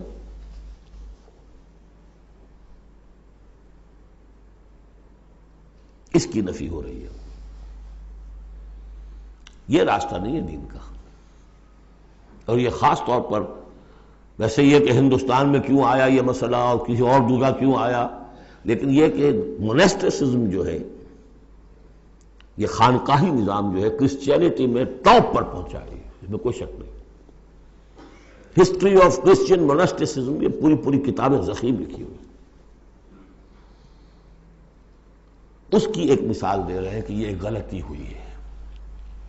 مسلمان میں ایمان باللہ، ایمان بالآخرہ پیدا ہو تو وہ دنیا کے مجدھار میں رہ کر نظام کو صحیح کرے، نظام کو ٹھیک کرتے ہوئے بھوک بھی آئے گی برداشت کرے۔ مجرد روزے رکھ کے جو کچھ کرنا ہے تمہیں، وہ تم جہاد میں بھوک جھیلو، وہ پروڈکٹیو ہوگی، اس سے باطل اور ناانصافی کا خاتمہ ہوگا۔ اور تم کہیں خانقاہوں کے اندر روزے رکھ رہے ہوگے، اس سے دنیا کو کوئی فائدہ نہیں ہوگا۔ یہ زمین و آسمان کا فرق ہے، موناسٹسزم۔ یہی وجہ ہے کہ اسلام میں بھی جب بادشاہت آ گئی، ملوکیت کا جب آ گیا تو راستہ مڑ گیا، باقی اب جاؤ چلے کھینچو، خانقاہیں آباد کرو، راج کرے گا خالصہ، سلاطین ہوں گے، امراء ہوں گے، راج وہ کریں گے۔ ہاں، تمہاری خانقاہ کو ہم اتنے گاؤں دے دیتے ہیں، اس کی آمدنی تمہاری خانقاہ پر صرف ہوگی، جو تمہارے مرید وغیرہ آئیں اور وہاں لنگر چلتا رہے، اس کے لیے کھانا ہو جائے۔ لیکن یہ حکومت کے معاملات جو ہیں، ان کے بارے میں بات نہ کرنا۔ یہ ہے وہ راستہ، ٹیڑھا راستہ، جو معروف، جو ہم جانتے ہیں، جن کو رسولوں کا معاملہ، تو ان میں حضرت عیسیٰ کے پیروکاروں کے اندر یہ غلطی پیدا ہوئی۔ اب اس کی مثال دی جا رہی ہے کہ مسلمانوں، دنیا سے بے رغبتی، دنیا کو چھوڑ کر آخرت کو اختیار کرنا، یہ تو ہے دین کا جوہر، لیکن اس کا یہ مطلب نہیں کہ ترک دنیا ہو جائے، رہبانیت ہو جائے، تم تمدن کو اور تہذیب کو چھوڑ کر تم کہیں جنگلوں میں نکل جاؤ، بن باس لے لو، تم وہاں پر جا کر جو ہے وہ خانقاہیں بنا لو، یہ نہیں. دنیا کی مجدھار میں رہو اور جہاد فی سبیل اللہ کے ذریعے سے حق کا بول بالا کرو، ناانصافی کا خاتمہ کرو، عدل کو قائم کرو، جس کا جو حق ہے اس کو ملنا چاہیے. جیسا کہ حضرت ابوبکر نے فرمایا تھا جو پہلی بیعت ہوئی ہے، بیعت خلافت، کہ لوگوں تم میں سے جو ضعیف ہے وہ میرے نزدیک قوی ہوگا جب تک کہ اسے اس کا حق دلوا نہ دوں، اور جو قوی ہے وہ میرے نزدیک کمزور ہوگا، ضعیف ہوگا جب تک کہ اس سے حق وصول نہ کر لوں. یہی بات کہی تھی حضرت سعد بن ابی وقاص نے رضی اللہ تعالی عنہ ایرانیوں سے، جب انہوں نے کہا آپ لوگ کیوں ہم پر چڑھائے؟ فرمایا انا قد ارسلنا، ہم بھیجے گئے ہیں، اللہ نے بھیجا محمد کو، محمد نے بھیجا ہمیں. مشن کیا ہے؟ لنخرج الناس من ظلمات الجہالت الی نور الایمان، کہ لوگوں کو نکالیں ہم جہالت اور جاہلیت کی تاریکیوں سے ایمان کی روشنی کی طرف. وَمِن جَوْرِ الْمُلُوكِ إِلَىٰ عَدْلِ الْإِسْلَام، بادشاہوں کے ظلم و ستم کے پنجوں سے نجات دلا کر اسلام کے عادلانہ نظام سے روشناس کریں. یہ ہمارا مشن ہے. لہذا آپ دیکھیے اس بات کو واضح کرنے کے لیے تمہید شروع ہوئی. وَلَقَدْ أَرْسَلْنَا نُوحًا وَإِبْرَاهِيمَ، ہم نے ہی بھیجا تھا نوح کو بھی اور ابراہیم کو بھی. وَجَعَلْنَا فِي ذُرِّيَّتِهِمَا النُّبُوَّةَ وَالْكِتَابَ، اور ہم نے ان دونوں کی نسل میں رکھ دی نبوت اور کتاب. حضرت نوح کی بات ظاہر بات ہے کہ ان کی نسل ہی چلی ہے، لہذا نبوت بھی ان کی نسل میں چلی. لیکن ان کی نسل حضرت سام کی نسل بھی ہے، حضرت حام کی نسل بھی ہے، حضرت یافس کی نسل بھی ہے. تو یقیناً حضرت نوح اور حضرت ابراہیم کے مابین تو انبیاء اور رسل تینوں نسلوں میں آئے، حام کی نسل میں بھی، یافس کی نسل میں بھی، سام کی نسل میں بھی. قرآن مجید میں صرف سامی رسولوں کا تذکرہ ہے. البتہ ابراہیم کے بعد پھر جو آئے ہیں وہ حضرت ابراہیم کی نسل میں آئے ہیں، اور حضرت ابراہیم چونکہ اب سے تقریباً 5000 برس قبل کے ہیں، اور ان کی اولاد کہاں کہاں تک گئی ہے یہ بالکل اپنی جگہ پر ایک تحقیق کا موضوع ہے. لیکن نبی ان کے بعد آئے ہیں ان کی نسل میں. وَلَقَدْ أَرْسَلْنَا نُوحًا وَإِبْرَاهِيمَ وَجَعَلْنَا فِي ذُرِّيَّتِهِمَا النُّبُوَّةَ وَالْكِتَابَ فَمِنْهُم مُّهْتَدٍ وَكَثِيرٌ مِّنْهُمْ فَاسِقُونَ. اب ان کی نسل کے اندر بہت سے ہیں ہدایت یافتہ بھی ہیں، لیکن بہت سے کثیر جو ہیں وہ فاسق ہیں. یہ تمہید ہے کس بات کے لیے؟ ثُمَّ قَفَّيْنَا عَلَىٰ آثَارِهِمْ بِرُسُلِنَا وَقَفَّيْنَا بِعِيسَىٰ ابْنِ مریم. پھر ہم نے بھیجے ان کے پیچھے ان کے نقش قدم پر، آثارہم برسلنا، اپنے بہت سے رسول. وقفینا بعیسیٰ ابن مریم، اور پھر ہم نے بھیجا عیسیٰ ابن مریم کو. عیسیٰ ابن مریم کے تذکرے کے لیے یہ ساری تمہید ہے. وجعلنا فی ذریتہم وآتیناہ الانجیل، اور اسے ہم نے انجیل عطا فرمائی حضرت عیسیٰ ابن مریم کو. وجعلنا فی قلوب الذین اتبعوہ رأفۃ ورحمہ، اور ہم نے رکھ دیا، پیدا کر دیا ان لوگوں کے دل میں جنہوں نے اس کی پیروی کی بڑی نرمی اور رحمت. رافت اور رحمت، رافت کہتے ہیں اس کو کہ کسی کو تکلیف میں دیکھ کر آپ تڑپ اٹھیں، یہ رافت ہے. اور رحمت یہ ہے کہ آپ اب اس کے لیے، اس تکلیف کے ازالے کے لیے کوئی کوشش کریں. گویا کہ یہ ایک، جیسے کہ ہمارے ہاں وہ ریفلیکس ایکشن کا ایک سرکل ہے. ادھر کسی چیونٹی نے کاٹا، اس کا سارا تصور جو ہے یہاں پہنچ گیا دماغ میں، کسی چیز نے کاٹا، فوراً وہاں سے حکم آیا اور جو مسلز ہیں ان کو حکم ہوا اور ہاتھ جو ہم نے کھینچ لیا. انسٹنٹینیسلی یہ شے ہوتی ہے. اسی طریقے سے کسی کو دیکھا تکلیف میں اور خنجر چلے کسی پہ، تڑپتے ہیں ہم امیر، سارے جہاں کا درد ہمارے جگر میں ہے. اگر یہ شکل پیدا ہو جائے تو پھر آدمی اس کے نتیجے میں پھر جو بھی کچھ کر سکتا ہے کرتا ہے اس کے لیے. تو رافت اور رحمت یہ گویا کہ کمپلیمنٹری ہے. اللہ تعالیٰ فرما رہے کہ حضرت عیسیٰ کے جاننے والوں ماننے والوں کے دلوں میں یہ بات تو ہم نے پیدا کی ہے. خود تسلیم کر رہے ہیں وَجَعَلْنَا فِي قُلُوبِ الَّذِينَ اتَّبَعُوهُ رَأْفَةً وَرَحْمَةً. اس کی وجہ کیا ہے؟ حضرت عیسیٰ خود بہت رقیق القلب تھے، بہت نیک تھے. اس درجے ان کے اندر تھی کہ ایک چور کو دیکھا اپنی آنکھوں سے کہ چوری کر رہا ہے، اسے کہا کیا کر رہا ہے؟ چوری کر رہا ہے. اس نے کہا نہیں میں چوری تو نہیں کر رہا. اچھا بھائی میری آنکھ نے غلط دیکھا. حضرت عیسیٰ کی اپنا مزاج، ہر ایک کا اپنا مزاج ہے. لہذا وہی مزاج ان کے جو حواریین تھا ان کے اندر پیدا ہوا ہے، رافت، رحمت، رقت قلب، شفقت۔ لیکن یہ چیز اب شیطان نے اس کو موڑ دیا رہبانیت کی طرف۔ وَرَهْبَانِيَّةً ابْتَدَعُوهَا، رہبانیت کی بدعت انہوں نے ایجاد کی۔ ایک شے تو ہم نے رکھی ان کے دل میں، رافت اور رحمت ہم نے رکھ دی۔ تو رافت اور رحمت تو بری شے نہیں ہے، خود حضور کے لیے لفظ سورہ توبہ کی آخری آیت میں آ چکا ہے، بالناس رؤوف الرحیم، بالمومنین رؤوف الرحیم، اہل ایمان کے حق میں آپ رؤوف بھی ہیں، رحیم بھی ہیں۔ رافت اور رحمت، رافت اور رحمت بری شے تو نہیں، لیکن اس کا جو رخ موڑا ہے شیطان نے، اس کو کہا بدعت۔ وَرَهْبَانِيَّةً ابْتَدَعُوهَا، رہبانیت کی بدعت انہوں نے ایجاد کر لی۔ مَا كَتَبْنَاهَا عَلَيْهِمْ، ہم نے تو وہ ان پر فرض نہیں کی تھی۔ إِلَّا ابْتِغَاءَ رِضْوَانِ اللَّهِ، ہم نے تو جو چیز فرض کی تھی وہ یہی تھی کہ اللہ کی رضا تلاش کرو۔ اللہ کی رضا تلاش کرنے میں ایک راستہ یہ ہے، نفس کشی، سیلف انہیلیشن، تپسیائیں، ریاضتیں، رہبانیت، ترک دنیا، تجرد کی زندگی، شادی بیاہ نہیں کرنی، لیکن یہ غلط راستہ تھا۔ اللہ کی رضا کا راستہ کیا ہے؟ وَابْتَغُوا إِلَيْهِ السَّبِيلَ وَجَاهِدُوا فِي سَبِيلِ اللَّهِ بِأَمْوَالِكُمْ وَأَنفُسِكُمْ، یہ راستہ ہے جو اللہ چاہتا ہے۔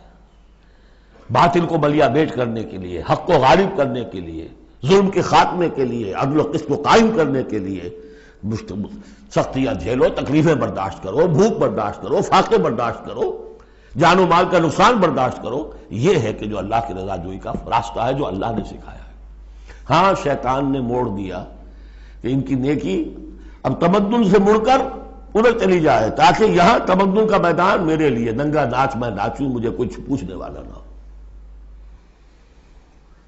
فَآتَيْنَا الَّذِي فَمَا رَعَوْهَا حَقَّ رِعَایَتِهَا، پھر ایک اور دوہرا جو ان کے اوپر چارج شیٹ ایک اور ہے، پھر وہ رعایت بھی نہیں کر سکے اس کی جیسی کہ رعایت کرنی چاہیے تھی۔ ایک دفعہ آدمی طے کر لے میں ساری عمر شادی نہیں کروں گا، مجرد رہوں گا، یہ تو آسان ہے، اس کو نبھانا تو آسان نہیں ہے۔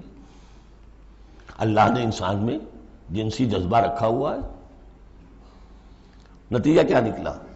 وہ تو جو کتابیں میں نے بتایا ہے کہ یہ موٹی موٹی ضخیم کتابیں جو ہے ہسٹری آف کرسچین موناسٹسزم پر، ان میں پڑھ لیجیے اب کیا ہوتا تھا۔ کہنے کو راہب ہے اور راہبائیں ہیں، اور زنا ہو رہا ہے، حرامی بچوں کی پیدائش ہو رہی ہے، اور ان کے تہخانوں کے اندر قبریں بن رہی ہیں۔ وہ تہخانے جو ہوتے تھے راہب خانوں کے، وہ حرامی بچوں کے قبرستان ہوتے تھے۔ آخر فطرت کا راستہ ہے، دریا کے آگے آپ بند باندھیں گے کیا کریں گے؟ کوئی راستہ اس کا ایک اور بنائیے تو پھر وہ بند باندھ سکتے ہیں نا، چلتے دریا میں کیسے بنا دیں گے؟ وہ اسلام نے راستہ دیا ہے، حلال راستہ ہے، جائز راستہ ہے، شادی کرو، اپنے جنسی جذبے کی تسکین کا سیدھا سامان جو ہے وہ تمہارے لیے موجود ہے۔ جہاں وہاں قدغن آ جائے گی، حرام خوری ہوگی، پانی کے آگے بہاؤ کرے تو پانی کہیں نہ کہیں سے راستہ نکال لے گا، یہی ہوا۔ وہ جمی سواگت ہو آج کی دنیا کے یا کوئی بھی ہو، پھر جن کے سکینڈلز آتے ہیں، اور کون بچا ہوا ہے؟ شاذ کوئی ہوگا، اس لیے کہ خود وہ کہتے ہیں، انہی کا ایک آدمی ہے، شاہدہ شاہد من اہلہا، جب فرائیڈ جو ہے انہی کا آدمی وہ کہتا ہے کہ یہ سب سے زیادہ پوٹنٹ ہے موٹیو انسان کا، the most potent motive in human beings is sex. حالانکہ غلط ہے یہ، مغربی حکماء کے میں سے کسی کی نظر کہیں جم گئی، کسی کا کہیں جم گئی۔ مارکس کو پیٹ نظر آیا، معاشی جذبہ جو ہے انسان کا، اس کو سیکس نظر آیا، ایڈلر کو دی ارج ٹو ڈومینیٹ، تفوق، خود میں تفوق۔ یہ ساری چیزیں اپنی جگہ پر پارشل ٹروتھس ہیں، سب ٹھیک ہے، لیکن بہرحال جو اتنا بڑا جذبہ ہے اس کے آگے آپ ایک غیر فطری اگر بند باندھیں گے تو اس کا نقصان کیا ہوگا؟ فما رعوها حق رعایتها، تو پھر وہ رعایت بھی نہ کر سکے، اس کی حفاظت نہ کر سکے، اس کا حق ادا نہ کر سکے، اس کو نبھا نہ سکے جیسا کہ نبھانے کا حق تھا۔ فآتینا الذین آمنوا منہم اجرہم، تو ان میں سے جو لوگ ایمان لے آئے، یعنی یہ کہ جو بھی مسلمان ہو گئے، یہ بھی مانی ہے، یا اپنے اپنے زمانے میں حضور صلی اللہ علیہ وسلم سے کی بعثت سے پہلے جو لوگ بھی تھے صاحب ایمان، ان میں ان کے لیے ان کا اجر ہے۔ وَكَثِيرٌ مِّنْهُمْ فَاسِقُونَ، لیکن ان کی بھی اب اکثریت جو ہے فاسقوں پر مشتمل ہے۔ یا ایھا الذین آمنوا اتقوا اللہ وآمنوا برسولہ، اس کے دو مفہوم ہیں. ایک تو یا ایھا الذین آمنوا اہل ایمان، مسلمانوں سے خطاب ہے. اہل ایمان اللہ کا تقوی اختیار کرو اور اللہ کے رسول پر ایمان کو پختہ کرو. لقد کان لکم فی رسول اللہ اسوۃ حسنہ، ان کی زندگی میں دیکھو کیا توازن تھا. انہوں نے ترک دنیا تو نہیں کی، شادیاں کی، بھرپور زندگی گزاری ہے، ان کی اولاد بھی تھی، کتنی بیٹی کتنی بیویاں تھیں. ہاں اس کے باوجود پوری زندگی لگی ہے دین کے غلبے کی جد و جہد میں. یہ اسوہ ہے، یہ آئیڈیل ہے تمہارے لیے، یہ نمونہ ہے، ان کی پیروی کرو. لقد کان لکم فی رسول اللہ اسوۃ حسنہ. اور اس اسوے میں واقعہ یہ ہے کہ یہ بھی دیکھنے کی ضرورت ہے. ایک تو یہ کہ آپ حضور کی زندگی میں گنتے چلے جائیں، یہ چیز بھی تھی، یہ چیز بھی تھی، یہ چیز بھی تھی، یہ چیز بھی تھی، یہ چیز گن لی، آپ نے فہرست بنا لی. آپ نے وہ ساری چیزیں جو ہے اپنے اندر پیدا کرنے کی کوشش کی، فیصلہ کر لیا کریں گے. لیکن اگر یہ حماقت آپ نے کر دی کہ دیکھا نہیں کہ ان مختلف چیزوں کے مابین ریشیو پروپورشن کتنا تھا.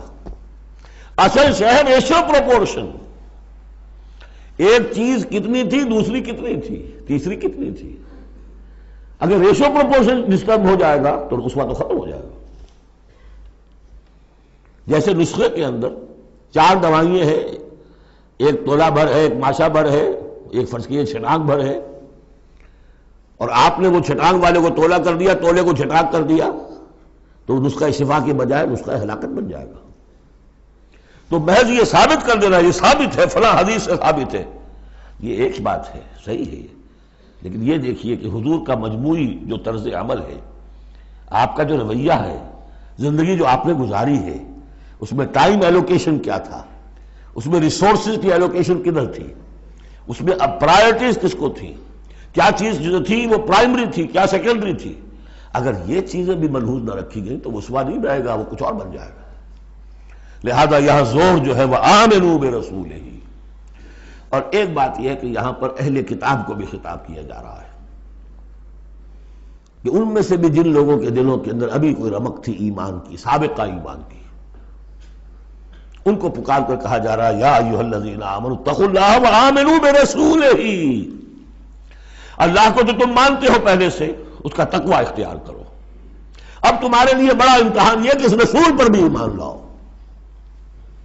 اور اگر تم اس رسول پر بھی ایمان لاؤ گے، یؤتکم کفلین من رحمتہ، تمہیں دوہرا دے گا اپنی رحمت میں سے حصہ.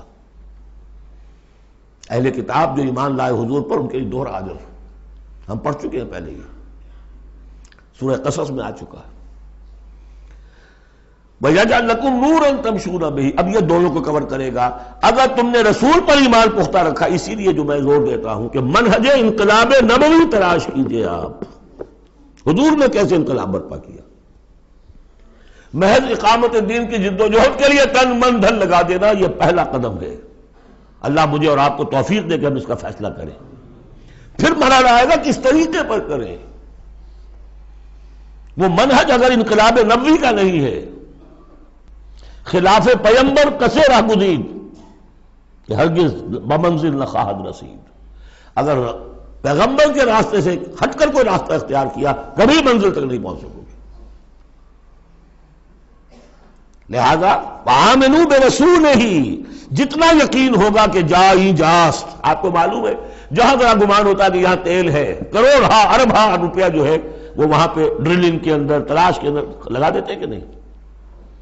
یقین ہو کہ جائی جاست. اصل شے ہے سیرت محمدی صلی اللہ علیہ وسلم، اصل شے ہے طریق محمدی صلی اللہ علیہ وسلم، منہج و منہاج محمدی صلی اللہ علیہ وسلم. وَلِكُلٍّ جَعَلْنَا مِنْكُمْ شِرْعَةً وَمِنْهَاجًا. ہم نے تم میں سے سب کے لیے علیحدہ علیحدہ شریعتیں، علیحدہ علیحدہ منہاج بنائے ہیں. منہاج محمدی کیا ہے، اس کو تلاش کرو اور اس کو اختیار کرو. یا ایھا الذین آمنوا اتقوا اللہ وآمنوا برسولہ یؤتکم کفلین من رحمتہ ویجعل لکم نورا تمشون بہ ویغفر لکم واللہ غفور رحیم.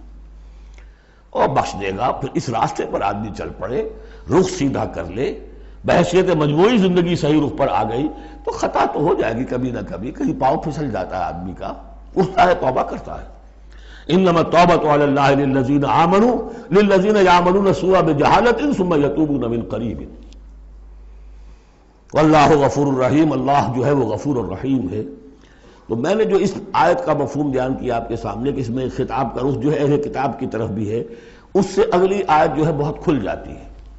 لئلا یعلم اہل الکتاب الا یقدرون علی شیء من فضل اللہ، جن کے سامنے یہ پہلو نہیں آیا اس آیت میں، انہیں یہاں کہنا پڑا کہ یہاں اللہ میں لا زائد ہے، مراد لکے لا یعلم۔ اگر تو وہ آیت صرف مسلمانوں سے خطاب کر رہی ہے تو انہوں نے ترجمہ کیا تاکہ اہل کتاب کو اچھی طرح معلوم ہو جائے کہ اب انہیں کوئی قدرت حاصل نہیں ہے اللہ کے فضل پر، کوئی حصہ حاصل نہیں کر سکتے اللہ کے فضل میں سے۔ میں نے جو دوسرا رخ بیان کیا ہے اس سے سمجھیے تاکہ نہ سمجھے اہل کتاب کہ اب ان کے لیے اللہ کے فضل کے حصول کا کوئی راستہ نہیں رہا، راستہ ہے، اب بھی ہے، کھلا ہے، آؤ محمد کے قدموں میں آؤ، آؤ قرآن کی طرف آؤ۔ جیسے سورہ بنی اسرائیل میں ہم نے کہا تھا، ہم نے پڑھا تھا عسیٰ ربکم ان یرحمکم وان عدتم عدلا وجعلنا جہنم للکافرین حصیرا، اب بھی تمہارا رب تم پر رحمت کرنے کے لیے تیار ہے، تم تھے لاڈلے تھے، اس میں کوئی شک نہیں، اب تم راضِ درگاہ ہو گئے ہو اپنے طرز عمل کی وجہ سے، اپنے کردار کی وجہ سے، لیکن اب بھی تمہارا رب تم پر رحمت فرمانے کے لیے آمادہ ہے۔ عسیٰ ربکم ان یرحمکم وان عدتم عدلا، اور اگلی آیت کیا ہے، ان ھذا القرآن یہدی للتی ہی اقوم، رحمت خداوندی کا شاہ درا اب یہ قرآن ہے، یہاں سے داخل ہو۔ یہاں بھی وہی فرمایا جا رہا ہے اب بھی فضل کا راستہ کھلا ہے تمہارے لیے، اللہ کا فضل جو ہے ابھی کھلا ہے، آؤ لئلا یعلم اہل الکتاب، تاکہ نہ یہ سمجھیں اہل کتاب اللہ یقدرون علی شیء من فضل اللہ، کہ اب تو فضل اللہ کے فضل میں سے ان کے لیے کچھ بھی حاصل کرنا ممکن نہیں۔ وَأَنَّ الْفَضْلَ بِيَدِ اللَّهِ يُؤْتِيهِ مَن يَشَاءُ، فضل اللہ کے ہاتھ میں ہے، وہ جس کو چاہتا ہے دیتا ہے، وَاللَّهُ ذُو الْفَضْلِ الْعَظِيمِ، اور اللہ بہت بڑے فضل والا ہے۔ سورۃ المجادلہ، یہاں پہ ایک نوٹ کر لیجئے کہ ان میں مسبحات کی ترتیب اس طرح ہے، ایک مسبحات میں سے ام المسبحات سورہ حدید، پھر ایک ہے بغیر مسبح تسبیح کے، پھر ایک صورت آئے گی پھر مسبحات میں سے سورہ حشر، پھر ممتحنہ آ جائے گی بغیر تسبیح کے، پھر ان 10 صورتوں کے اندر جو اہم ترین جوڑا ہے مرکز ان کا وہ سورہ صف اور سورہ جمعہ دونوں مسبحات سے شروع ہوں گی، پھر ایک خالی پھر مسبحات میں سے تغابن، پھر دونوں ایک جوڑا ہے کہ جو بغیر مسبحات کے ہیں، سورہ طلاق اور سورہ تحریم۔ مرکز کیا ہے ان کا 10 میں سے؟ 4 ادھر 4 ادھر، درمیان میں سورہ صف سورہ جمعہ۔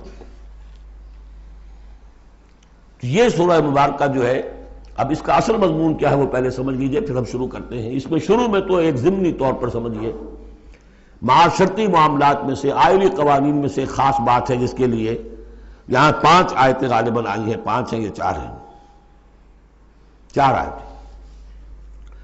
اس کے بعد جو سورہ حدید کا مرکزی مضمون تھا اللہ کا دیا ہوا نظام عدل و قسط قائم کرنا،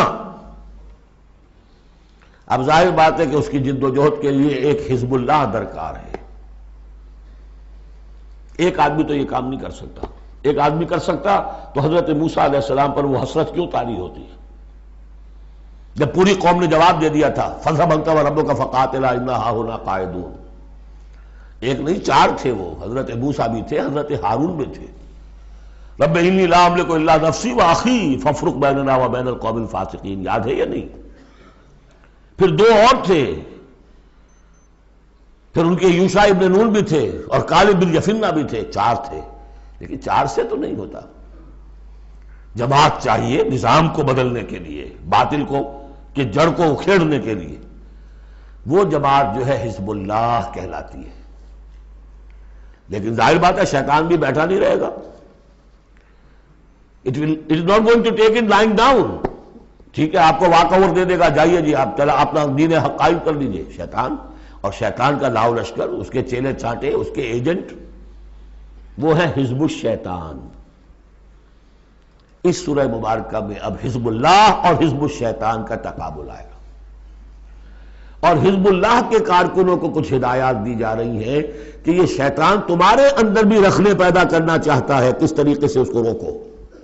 جیسے سورہ حجرات میں ہم نے دیکھا، تمسخر ایک دوسرے کا نہ کرو، ایک دوسرے کی غیبت نہ کرو، سوء ظن سے کام نہ لو، وہ یاد ہے، کسی کے نام چڑھانے والے نہ رکھ لو، وہ ساری ہدایات۔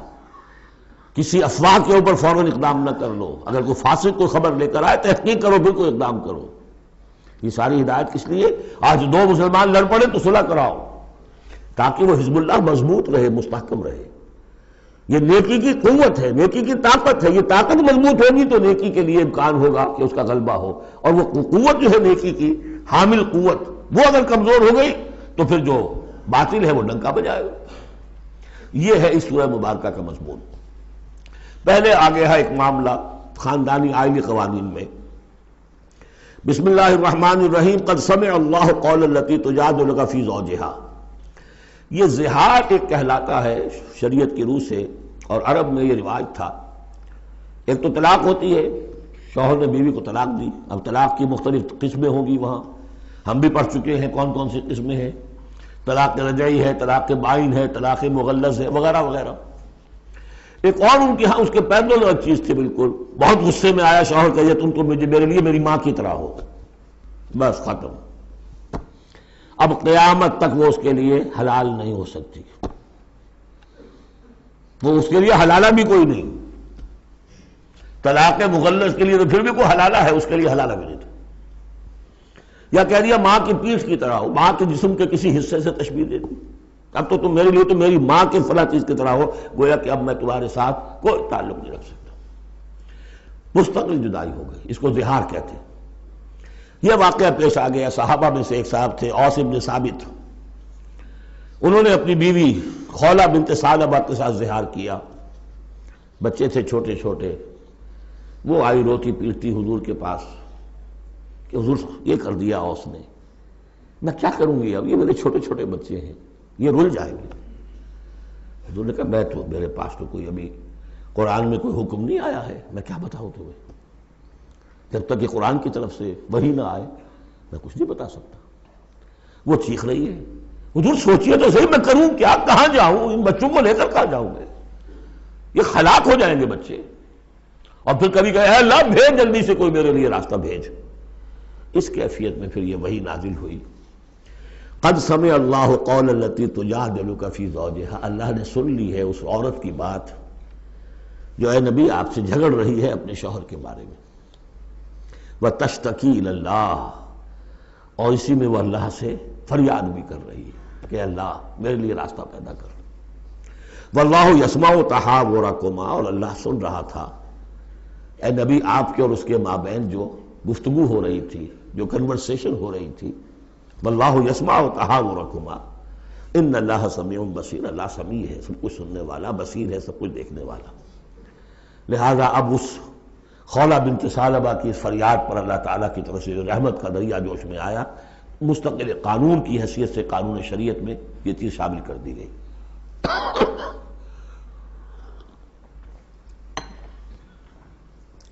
الذین یظاہرون منکم من نسائہم، اے مسلمانوں تم میں سے جو لوگ اپنی بیویوں کو اپنی ماں کہہ بیٹھے، ماں ہن امہاتہم، وہ ان کی مائیں تو نہیں بن جاتی کہہ دینے سے، جیسے کسی کو بیٹا کہنے سے بیٹا تو نہیں بن جائے گا، وہ منہ بولے بیٹے کی کوئی حیثیت نہیں، اسی طرح یہ ماں کہہ دینا اسے کوئی معنی نہیں۔ ان امہاتہم الا اللہ ولدنہم، ان کی مائیں تو وہی ہیں جنہوں نے انہیں جنا ہے۔ وَإِنَّهُمْ لَيَقُولُونَ مُنْكَرًا مِنَ الْقَوْلِ وَالزُّورَ، یقیناً جو بات کہہ رہے ہیں وہ جھوٹی ہے اور بہت ناپسندیدہ بات ہے۔ وَإِنَّ اللَّهَ لَعَفُوٌّ غَفُورٌ، اللہ تعالیٰ عفو ہے، معاف فرمانے والا ہے، اور غفور ہے، بخشنے والا ہے۔ چونکہ ابھی تک یہ رواج تھا، چل رہا تھا، لہذا اگر اوس سے یہ بات ہو گئی ہے تو اللہ معاف کرے گا انہیں، اور جس سے بھی ہوئی ہے اس وقت اللہ معاف کرے گا، لیکن اب جو ہے قانون آ رہا ہے۔ والذین یظاہرون من نسائہم ثم یعودون لما قالوا، وہ لوگ کہ جو اپنی بیویوں کو اپنی ماں سے یا اپنی ماں کے جسم کے کسی حصے سے تشبیہ دے بیٹھے، اور پھر وہ لوٹنا چاہیں، اعادہ کرنا چاہیں لما قالوا، جس بات کو انہوں نے کہا تھا اس سے واپس آنا چاہیں، فتحریر رقبۃ من قبل ان یتماسا، تو ایک غلام کو آزاد کرنا ہوگا اس سے پہلے کہ وہ آپس میں ایک دوسرے کو مس کریں۔ ذالکم توعدون بہ، گویا کہ کفارہ بتا دیا اللہ تعالیٰ نے، اس کا کفارہ ادا کرو اور بس بات ختم۔ ذالکم توعدون بہ، یہی ہے جس کا کہ تمہیں واعظ کہا جا رہا ہے، نصیحت کی جا رہی ہے، ہدایت دی جا رہی ہے۔ واللہ بما تعملون خبیر، اور جو کچھ تم کر رہے ہو اللہ اس سے باخبر ہے۔ فمن لم یجد، تو جو کوئی نہ پائے، کوئی غریب آدمی ہے جس سے کہ یہ حرکت ہو گئی ہے اور وہ ایک اب اس کے پاس کوئی غلام نہیں ہے، اب غلام خریدے پھر آزاد کرے، اس کے پاس پیسہ نہیں ہے۔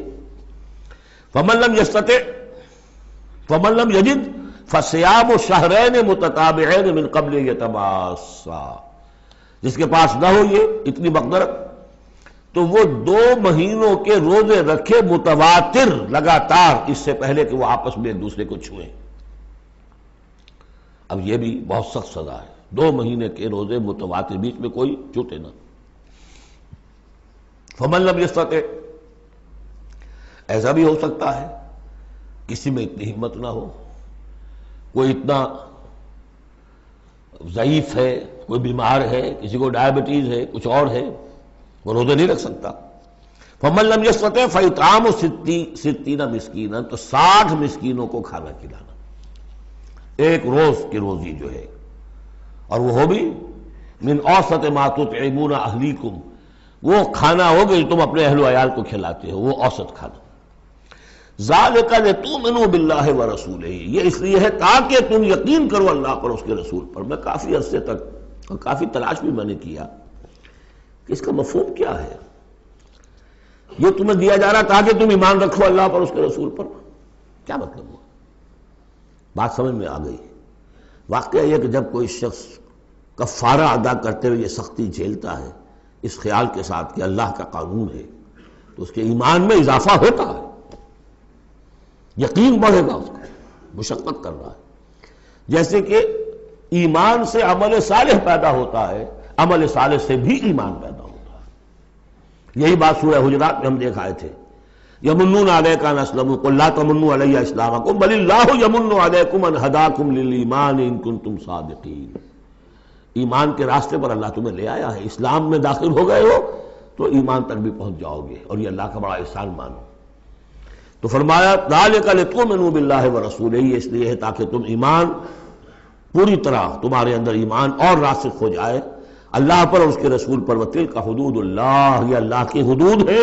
وللکافرین عذاب علیم، اور کافروں کے لیے بہت دردناک عذاب ہے۔ بارک اللہ لی ولکم فی القرآن العظیم ونفعنی وإیاکم بالآیات والذکر الحکیم۔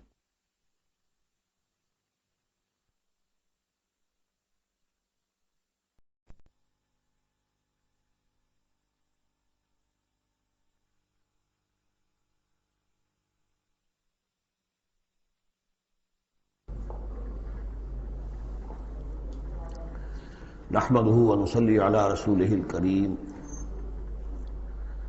اما بعد فقد قال الله تبارك وتعالى كما ورد في سورة المجادلة: اعوذ بالله من الشيطان الرجيم، بسم الله الرحمن الرحيم،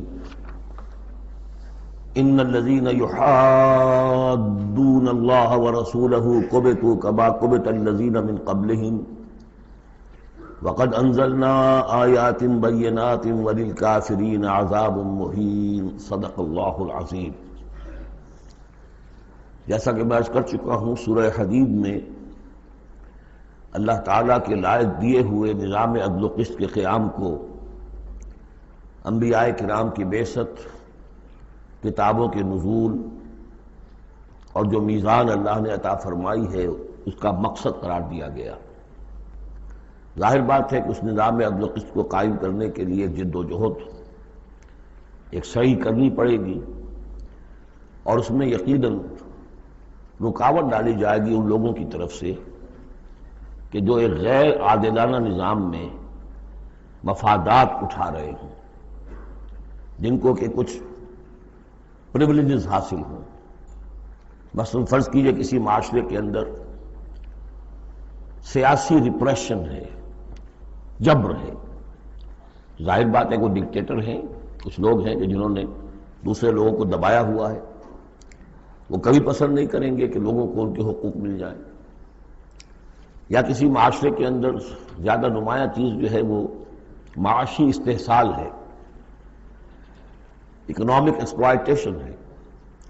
نتیجہ کیا ہوگا کہ ایک طبقہ ہوگا غرباء کا، ہیو ناٹس کا، ایک ہوگا ہیوز کا۔ وہ ہیوز والے جو ہے کبھی نہیں چاہیں گے کہ نظام بدلے، وہ رجسٹ کریں گے ٹوتھ اینڈ نیل۔ لہذا ایک کشاکش، ایک تصادم ناگزیر ہے۔ اس تصادم کے لیے دو گروہ نمایاں ہوتے چلے جائیں گے، ایک جو اللہ کے دین کے پر ایمان رکھنے والے اور جنہوں نے اپنی زندگیوں کو اس کام کے لیے وقف کر دیا ہو کہ اللہ کے دین کو نافذ کریں، دوسرے وہ کہ جو اس کی مخالفت کریں گے۔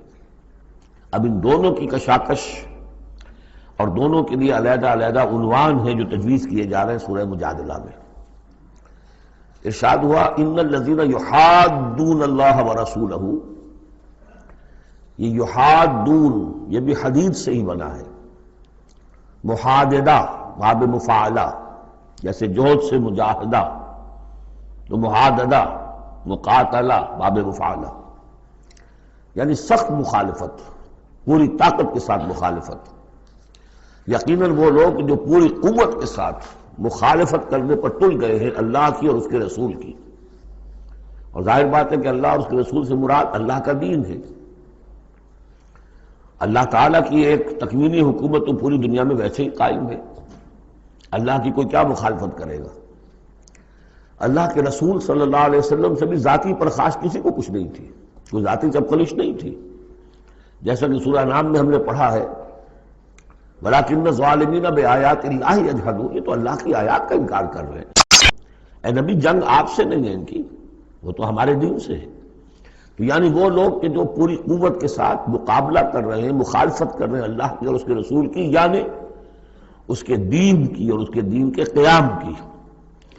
دین بھی اگر رکھا رہے کتابوں میں لکھا ہوا اور مزید پی ایچ ڈیز اس پہ آپ کرتے رہیے، کتابیں لکھتے رہیے، تو انہیں کوئی اعتراض نہیں، لیکن جب آپ یہ کہیں گے کہ اس دین کو قائم کرنا ہے تو یہ ہے بات کہ جو بہرحال ٹھنڈے پیٹوں برداشت نہیں کی جا سکتی۔ ان الذین یحادون اللہ ورسولہ کبتوا کما کبت الذین من قبلہم، وہ خوار ہو گئے، تباہ ہو گئے جس طریقے سے کہ ان سے پہلے کے لوگ تباہ ہوئے تھے۔ یعنی یہ کہ جیسے قوم فرعون تباہ ہوئی، قوم نوح تباہ ہوئی، قوم ہود تباہ ہوئی، جس نے بھی مخالفت کی اللہ کی اور اس کے رسول کی، ان کا جو انجام ہوا وہ تمہیں معلوم ہے۔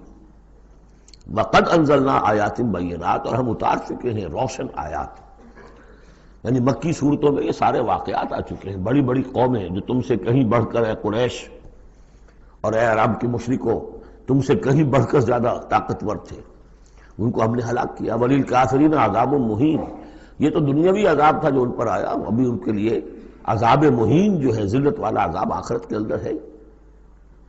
یوم یبعثہم اللہ جمیعا فینبئہم بما عملوا، جس دن کہ اللہ تعالیٰ ان سب کو اٹھائے گا بعث بعد الموت، اور پھر انہیں جتلا دے گا جو انہوں نے عمل کیے تھے۔ احصاہ اللہ ونسوہ، اللہ نے تو ان کو محفوظ رکھا ہوا تھا، ان کا ریکارڈ تھا، ایک ایک عمل ان کا جو ہے وہاں پر موجود تھا۔ وَنَسُوا، وہ بھول بھی چکے تھے کہ انہوں نے کیا کیا زیادتیاں کی ہیں، کیا کیا حرام خوریاں کی ہیں، وہ تو بھول چکے تھے۔ وَاللَّهُ عَلَىٰ كُلِّ شَيْءٍ شَهِيدٌ، اور اللہ تعالیٰ تو ہر چیز پر گواہ ہے، خود نگران ہے۔ أَلَمْ تَرَ أَنَّ اللَّهَ يَعْلَمُ مَا فِي السَّمَاوَاتِ وَمَا فِي الْأَرْضِ، کیا تم نہیں دیکھتے کہ اللہ تعالیٰ تو جانتا ہے جو کچھ بھی ہے آسمانوں میں اور جو کچھ بھی ہے زمین میں۔ ما یکون من نجوا ثلاثۃ الا هو رابعہم، نہیں ہوتے کبھی بھی تین آدمی سرگوشیاں کرتے ہوئے مگر یہ کہ ان کا چوتھا اللہ ہوتا ہے۔ جماعتی زندگی میں ایک بڑا فتنہ پیدا ہو جاتا ہے کہ گروپ بندی ہو جائے، اور پھر وہ گروپس جو ہیں خفیہ جو ہے چیبیں گوئیاں شروع کر دیں۔ ایک جماعت ہے، اس جماعت میں ظاہر بات ہے اختلاف رائے بھی ہو سکتا ہے، لیکن اختلاف رائے کے لیے جو فورم ہے جہاں اختلاف رائے کا اظہار ہونا چاہیے وہاں اختلاف کیا جائے، اس کے قواعد و ضوابط کو ملحوظ رکھتے ہوئے۔ اس کی بجائے پرورٹڈ ذہنیت جو ہوتی ہے، تخریبی ذہنیت ہوتی ہے، وہ یہ ہے کہ اپنی ایک علیحدہ سی لابی بنا کر اور اپنے ہی مشورے کر رہے ہیں، گفتگویں کر رہے ہیں، تاکہ اپنے خیال میں تو اور پختہ سے پختہ ہوتے چلے جائیں۔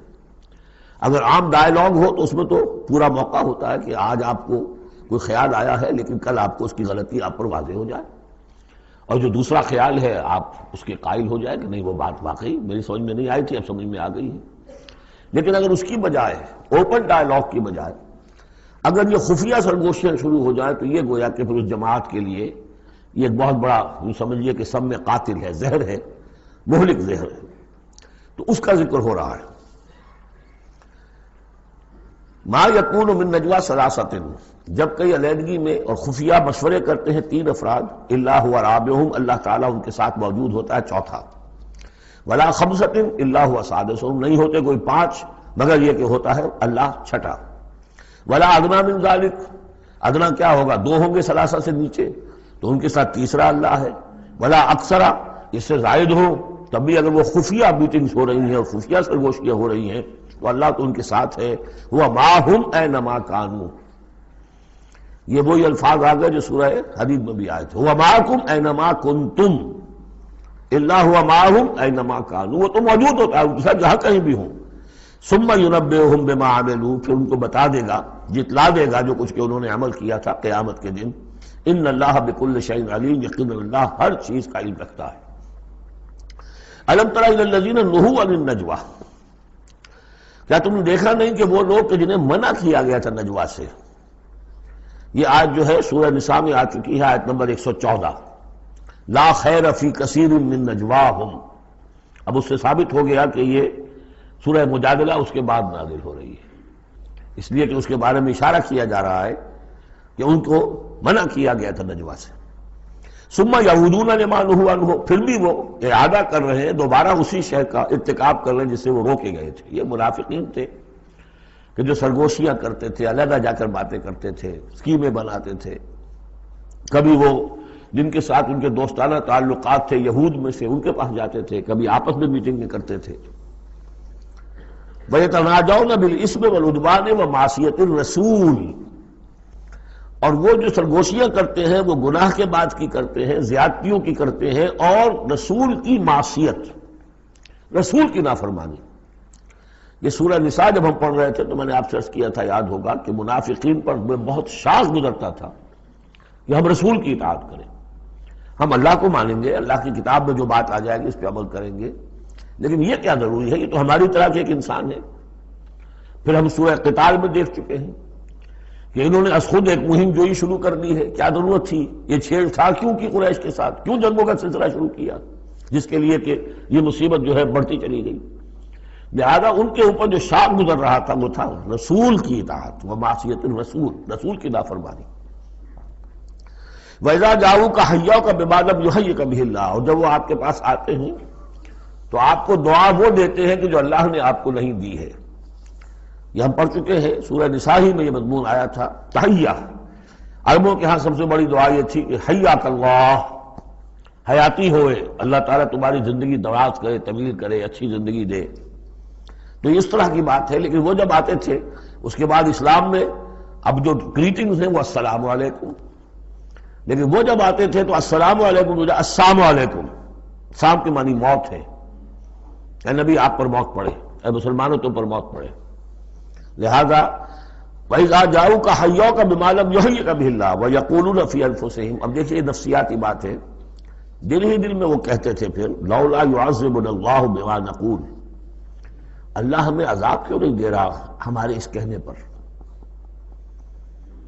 اس کا کیا مطلب ہے؟ یہ رسول نہیں ہے، اگر رسول ہوتے تو ہماری اس گستاخی پر فوراً ہماری زبانیں کھینچ لیتا اللہ تعالیٰ۔ یہ ہے وہ چیز جس سے کہ ہم نے سورہ حدید میں دیکھا تھا کہ پھر وہ جو تھوڑی بہت پونجی ایمان کی ہوتی ہے وہ بھی برف کی طرح پگھلنی شروع ہو جاتی ہے، زائل ہونی شروع ہو جاتی ہے۔ ایک شرارت کی، السلام علیکم یا رسول اللہ کہا، پھر اس کے بعد ہمیں پکڑ تو کوئی نہیں ہوئی، اس کا مطلب یہ اللہ کے رسول نہیں ہے۔ اللہ کے رسول ہوتے تو اللہ اپنے رسول کی یہ توہین اور یہ استہزاء کا بھی برداشت نہ کرتا۔ حسبہم جہنم، ان کے لیے تو اب جہنم ہی کافی ہے، موضوع ہے، یصلونہا، اس میں وہ داخل ہوں گے، فبئس المصیر، اور بہت برا ٹھکانہ ہے۔ یا ایھا الذین آمنوا اذا تناجیتم، اے اہل ایمان، جب تمہیں کوئی سرگوشی کرنی ہو، علیحدہ جا کر بات کرنی ہو، فلا تتناجوا بالاثم والعدوان ومعصیۃ الرسول، تو دیکھو کسی گناہ کے کام کے لیے کوئی مشورہ ہو رہا ہے، اسکیم بن رہی ہے، کہیں کسی پر زیادتی کرنے کے لیے کوئی مشورہ کر رہا ہے خفیہ، یا رسول کی مخالفت، رسول کے احکام کی نافرمانی کی، یہ تمہاری سرگوشی کا موضوع نہیں ہونا چاہیے۔ وَتَنَاجَوْا بِالْبِرِّ وَالتَّقْوَىٰ، ہاں علیحدہ جا کر کسی کو کوئی بات سمجھانی ہے تو نیکی کی تلقین کرو، بھلائی کی تلقین کرو، صدقہ و خیرات کی تلقین کرو۔ وَاتَّقُوا اللَّهَ الَّذِي إِلَيْهِ تُحْشَرُونَ، اور دیکھو اس اللہ سے ڈرتے رہو، اس کا تقوی اختیار کرو جس کی طرف کہ تمہیں لازماً جمع کیا جائے گا۔ اِنَّمَا النَّجْوَىٰ مِنَ الشَّيْطَانِ، یہ نجوہ جو ہے یہ شیطانی عمل ہے، یہ شیطان کا کام ہے، یہ اس کی تحریک پر اور اسی کی طرف سے اس کے لیے تمہیں موٹیویشن ملتی ہے۔ لِيَحْزُنَ الَّذِينَ آمَنُوا، تاکہ اہل ایمان جو ہیں وہ رنجیدہ ہوں۔ ایک تو یہ کہ یہ ساری ان کی اسکیمیں جو ہوتی تھی وہ اسی لیے ہوتی تھی مسلمانوں کو نقصان پہنچائیں، ظاہر بات ہے کہ نقصان پہنچے گا وقتی اور عارضی طور پر، تو طبع بشری کی بنا پر کچھ نہ کچھ رنج اور افسوس تو ہوگا۔ اور ایک اس میں اور بات بھی نفسیاتی یہ ہے کہ فرض کیجئے کہ آپ نے دیکھا 3-4 آدمی ادھر خسر پسر کر رہے ہیں، تو خام خواہ آپ کو خیال ہوتا ہے کہ یہ میرے بارے میں کوئی بات کر رہے ہیں، اور اس سے کہ آپ کی طبیعت پر ایک الٹا اثر ہوتا ہے۔ کبھی کبھی خاص طور ایسا بھی ہوتا ہے کہ آپ کی طرف کسی نے دیکھ بھی لیا مسکرا کے، اور یہ در حقیقت انہیں ستانے کے لیے، چڑھانے کے لیے۔ لِيَحْزُنَ الَّذِينَ آمَنُوا، تاکہ اہل ایمان جو ہے وہ حزن سے دو چار ہوں، دلگیر ہوں، دل گرفتہ ہوں۔ وَلَيْسَ بِضَارِّهِمْ شَيْئًا، حالانکہ یہ شیطان کوئی ضرر نہیں پہنچا سکتا انہیں کچھ بھی، الا بِإِذْنِ اللَّهِ، مگر اللہ کے اذن سے۔ اللہ کی طرف سے کوئی آزمائش آنی ہے تو آئے گی، کوئی روک نہیں سکتا، لیکن شیطان اپنے ارادے سے، اپنے اختیار سے کوئی ضرر نہیں پہنچا سکتا۔ وَعَلَى اللَّهِ فَلْيَتَوَكَّلِ الْمُؤْمِنُونَ، اور اہل ایمان کو توکل کرنا چاہیے صرف اللہ پر۔ اہل ایمان کا توکل اور بھروسہ یہ کچھ نہیں ہوگا ان کے کیے، تم اپنا فرض ادا کرو، اللہ تعالیٰ تمہارے ساتھ ہے۔ یا ایھا الذین آمنوا اذا قیل لکم تفصحوا فی المجالس فافصحوا یفصح اللہ لکم، یہ بھی ان منافقین کا ایک طرز عمل تھا کہ مجالس میں جب حضور کی عام مجلس ہے تو اس میں 3-4 آدمی ذرا قریب ہو کر ایک گچھا سا بن کر بیٹھے ہوئے ہیں، اور جو یہ بات ہو رہی ہے حضور فرمائے ساتھ ساتھ وہ فقرے بھی چست کرتے جا رہے ہیں۔ پھر یہ کہ وہ علیحدہ بیٹھتے تھے کہ ہمارے فقرے کے سچے مسلمان نہ سن لے کہیں، تب تو پکڑ ہو جائے گی ہماری۔ تو گویا کہ ایک گچھا سا بن کر وہ بیٹھے ہوئے ہیں، بہت قریب قریب ہو کر، اپنا ایک علیحدہ سالقہ بنا کر۔ تو اس کے لیے اگر ان سے کہا جائے کہ کھل کر بیٹھو، اس طریقے سے یہ جگہ جگہ پر علیحدہ گروپ بنا کر نہ بیٹھو، کھل کر بیٹھو، معلوم ہو کہ ایک اجلاس ہے، ایک اجتماع ہو رہا ہے۔ فافصحوا، تو تم کھل کے بیٹھا کرو، اللہ تعالیٰ تمہارے لیے کشادگی پیدا کر دے گا۔ بڑی عمدہ انداز ہے نصیحت کا۔ وَإِذَا قِيلَ انشُزُوا فَانشُزُوا يَرْفَعِ اللَّهُ الَّذِينَ آمَنُوا مِنكُمْ، اور جب کہا جائے کہ اٹھ کھڑے ہو تو چلے جایا کرو، اٹھ جایا کرو۔ یہ بھی ہوتا تھا کہ ایک میٹنگ ہے، مشورہ ہے، گفتگو ہوئی ہے، کوئی مسئلہ طے ہو گیا ہے، اب یہ ہمیں اقدام کرنا ہے، یہ فیصلہ کرنا ہے۔ اب یہ کہ جب مجلس برخاست ہوئی وہ بیٹھے ہوئے وہیں پر کچھ ایک گروپ بنا کر، اب اس کے اوپر تبصرے ہو رہے ہیں۔ یہ بھی در حقیقت بحیثیت مجموعی جماعت کے اندر ایک سوء ظن کی سی فضا پیدا کرنے والی شے ہے۔ اب جب اجتماع تھا، بیٹھے تھے، اجتماع ختم ہو گیا، اب جائیے۔ جب کہا جائے کہ اٹھ جاؤ تو اٹھ جایا کرو، اٹھ کھڑے ہوا کرو۔ یرفع اللہ الذین آمنوا منکم، اللہ تعالیٰ تم میں سے جو واقعی اہل ایمان ہے ان کے درجات بلند کرے گا۔ والذین اوتوا العلم درجات، اور جن کو اللہ تعالیٰ نے علم دیا ہے، حقیقی علم دیا ہے، ان کے درجات بلند کرے گا۔ واللہ بما تعملون خبیر، اور اللہ تعالیٰ جو کچھ تم کر رہے ہو اس سے باخبر ہے۔ یا ایھا الذین آمنوا اذا ناجیتم الرسول فقدموا بین یدی نجواکم صدقہ، اہل ایمان جب تم رسول سے کوئی تنہائی میں بات کرنا چاہو تو ذرا اپنی اس علیحدگی کی بات سے پہلے کو صدقہ دیا کرو۔ اب اس کا بھی پس منظر سمجھیے، یہ چیزیں سمجھ میں نہیں آ سکتی اگر جماعتی ایک شکل سامنے نہ ہو اور اس میں ایک جد و جہد کی شکل۔ ہوتا کیا ہے کہ کچھ لوگ وہ اپنی حضور سے قرب ظاہر کرنے کے لیے اور اپنی حیثیت کو علیحدہ ممیز کرنے کے لیے، حضور ذرا مجھے آپ سے علیحدگی میں بات کرنی ہے تاکہ لوگ دیکھ لیں یہ کوئی بڑا چودھری ہے، بڑا اہم آدمی ہے، یہ علیحدگی میں جا کے بات کر رہا ہے، تو بڑا یعنی یہ کہ حضور کو بھی اس پر اعتماد ہے، اور وہ اپنی ایک نمایاں حیثیت ظاہر کرنے کے لیے۔ اور جو ان میں منافق تھے، جو عبداللہ ابن ابی کے بارے میں آپ کو بتا چکا ہوں کہ جب حضور جمعے کا خطبہ دینے کھڑے ہوتے تھے تو پہلے صف میں ہوتا تھا، پہلے کھڑا ہو جاتا تھا خود، اور کہتے لوگوں دیکھو توجہ سے سنو یہ اللہ کے رسول ہے، تاکہ اس کی اپنی حیثیت ایک ظاہر ہو جائے کہ وہ یہاں کا چودھری ہے۔ اور وہ تھا مدینے کا چودھری، اس لیے کہ خزرج کا سردار تھا، اور خزرج بڑا قبیلہ تھا، اور طے کر چکے تھے اہل مدینہ کہ اسے بادشاہ بنا لیں گے، اپنا نظام بنائیں گے، چونکہ بہت عرصہ ہو گیا تھا انہیں باہم لڑتے ہوئے اوس اور خزرج کو۔ اب وہ چاہ رہے تھے کوئی ایک نظام ہو جائے، ہمارا بھی ایک بادشاہ ہو کوئی، اور اس کے لیے تاج بن چکا تھا، بس تاج پوشی باقی تھی کہ حضور تشریف لے آئے جو بے تاج بادشاہ بن گئے۔ اب اس کے جو بادشاہی کے خواب تھے سارے کے سارے جو ہیں وہ ختم ہو گئے، لہذا اس کے اندر دشمنی اول روز سے تھی، تو وہ بھی اپنی اس حیثیت کو ظاہر کرنے کے لیے کھڑے ہو کر کہتا تھا۔ اسی طرح یہ کہ اذا ناجیتم الرسول، تو اب آپ نے چونکہ مال سے جو ہے محبت بہت تھی، حضور نے کہا کہ پہلے کو صدقہ دے کر پھر ذرا آ کے حضور سے بات کیا کرو۔ ٹیکس لگا دیا اللہ تعالیٰ نے حضور سے علیحدہ گفتگو کا۔ اب وہ تو اس سے پہلوتی کر گئے، اور تھا صرف یہی بتانا تھا کہ یہ لوگ جو بہت قریب آ کے حضور سے باتیں کیا کرتے تھے، ان کو مال سے اتنی محبت ہے کہ کوئی صدقہ دے کر اور پھر حضور سے علیحدہ گفتگو کرنے کے لیے کوئی آمادہ نہیں ہوا ان میں سے۔ حضرت علی کہتے ہیں رضی اللہ تعالیٰ عنہ، میں واحد شخص تھا جس نے حضور سے تنہائی میں گفتگو کے لیے آپ سے وقت مانگا اور صدقہ جو ہے اس کو پیش کیا، لیکن اللہ تعالیٰ نے جلد ہی اس حکم کو جو ہے منسوخ بھی کر دیا۔ یہ حکم بہت جلدی منسوخ ہوا ہے۔ یا ایھا الذین آمنوا اذا ناجیتم الرسول فقدموا بین یدی نجواکم صدقہ ذالک خیر لکم واطہر، یہ تمہارے لیے بہت بہتر بھی ہے اور بہت پاکیزہ بات ہے۔ فإن لم تجدوا فإن اللہ غفور رحیم، ہاں اگر تم غریب ہو، تمہیں نہیں تمہارے پاس کوئی شے ہے، تو اللہ تعالیٰ غفور و رحیم ہے، یہ گنجائش رکھتی تھی۔ لیکن ظاہر بات ہے منافقین تو غریب نہیں تھے، وہ تو متمول لوگ تھے، مرفع الحال لوگ تھے۔ اس کے بعد فرمایا اشفقتم ان تقدموا بین یدی نجواکم صدقات، کیا تم ڈر گئے اس سے کہ رسول کے ساتھ اپنی تنہائی کی بات اور ملاقات سے پہلے کوئی صدقہ دو؟ فَإِذْ لَمْ تَفْعَلُوا وَتَابَ اللَّهُ عَلَيْكُمْ، تو جب تم نے یہ نہیں کیا تو اللہ تعالیٰ نے بھی تمہاری توبہ کو قبول کیا، تم پر نظر عنایت فرمائی۔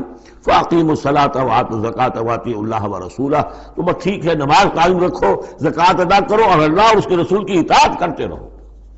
واللہ خبیر بما تعملون، اللہ باخبر ہے اس سے کہ جو تم کر رہے ہو۔ تو یہ حکم آیا بہت عارضی طور پر اور بہت جلد ختم بھی کر دیا گیا، لیکن یہ کہ اس سے وہ لوگ نمایاں ہو گئے کہ جو پہلے بہت ہی بار بار آتے تھے اور علیحدہ سے مشورے کرتے تھے اور اپنی ایک حیثیت جو ہے اس کا اظہار اس طریقے سے کیا کرتے تھے، جب اس حکم کے بعد چند دن تک وہ نہیں آئے تو معلوم ہو گیا ہوگا، اور پھر ان کو بھی شرم آئی ہوگی کہ اب دوبارہ ہم وہ کام نہ کریں۔ الم تر الی الذین تولوا قوما غضب اللہ علیہم، کیا تم نے غور نہیں کیا کہ وہ لوگ کہ جنہوں نے دوستی گانٹھی ہے ان سے کہ جن پر اللہ کا غضب ہے۔ یہاں مراد کون ہے؟ یہودی کون ہے؟ مغضوب علیہم، جو لوگ ہیں مسلمانوں تم میں سے، چاہے اوس کے ہوں یا خزرج کے، جنہوں نے ان سے ابھی تک یارانے گانٹھے ہوئے ہیں، دوستیاں ہیں، حلیفی کے پرانے تعلقات کو ابھی تک نبھا رہے ہو۔ الم تر الی الذین تولوا قوما غضب اللہ علیہم ما هم منکم ولا منهم، وہ نہ تم میں سے ہے نہ ان میں سے۔ یہ منافقین کا یہ رول، لا الہ ہؤلاء ولا الہ ہؤلاء مذبذبین بین ذلک، سورہ نساء میں ہم پڑھ چکے ہیں۔ وَيَحْلِفُونَ عَلَى الْكَذِبِ وَهُمْ يَعْلَمُونَ، اور وہ جانتے بوجھتے جھوٹے حلف اٹھاتے ہیں، قسمیں کھاتے ہیں، جھوٹی قسمیں کھاتے ہیں۔ أَعَدَّ اللَّهُ لَهُمْ عَذَابًا شَدِيدًا، اللہ تعالیٰ نے تیار کر رکھا ہے ان کے لیے ایک سخت عذاب۔ إِنَّهُمْ سَاءَ مَا كَانُوا يَعْمَلُونَ، یقیناً جو طرز عمل وہ اختیار کیے ہوئے ہیں وہ بہت ہی برا ہے۔ اتخذوا أيمانهم جنة، انہوں نے اپنی قسموں کو ڈھال بنا لیا ہے۔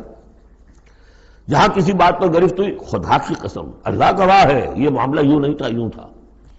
اب دوسرا شخص جو ہے شریف مسلمان ہے، وہ مروت میں آ کے اللہ کی قسم کھا رہا ہے، تو کم سے کم چپ تو ہو جاتا تھا، اب میں کیا کروں؟ لہذا انہوں نے قسموں کو اپنی ڈھال بنا لیا۔ فصدوا عن سبیل اللہ، تو وہ رکتے بھی ہیں، روکتے بھی ہیں اللہ کے عذاب سے، اللہ کے راستے سے۔ فلہم عذاب مہین، تو ان کے لیے اہانت آمیز عذاب ہے۔ لن تغنی عنہم اموالہم ولا اولادہم من اللہ شیئا، ان کے کچھ کام نہیں آئیں گے، نہ ان کے اموال نہ ان کی اولادیں، من اللہ کے مقابلے میں کچھ بھی۔ اولئک اصحاب النار، یہ حقیقتاً جہنمی ہیں، ہم فیہا خالدون، اور اس میں ہمیشہ ہمیشہ رہیں گے۔ بظاہر کون ہے؟ بظاہر تو محمد کے ماننے والے ہیں صلی اللہ علیہ وسلم۔ منافق کون تھے؟ اسلام کا دم بھرتے تھے، کہتے تھے ہم مسلمان ہیں۔ جو سورہ منافقون آئے گی اسی سلسلے میں، قسمیں کھاتے تھے، اذا جاءک المنافقون قالوا نشهد انک لرسول اللہ واللہ یعلم انک لرسولہ واللہ یشہد ان المنافقین لکاذبون. یہ منافق جو کہہ رہے ہیں جھوٹ کہہ رہے ہیں، حالانکہ بات تو کہہ رہے ہیں سچی ہے کہ آپ اللہ کے رسول ہیں، بات سچی کہہ رہے ہیں لیکن ہیں جھوٹے، اس لیے کہ ان کے دل میں آپ پر ایمان نہیں ہے.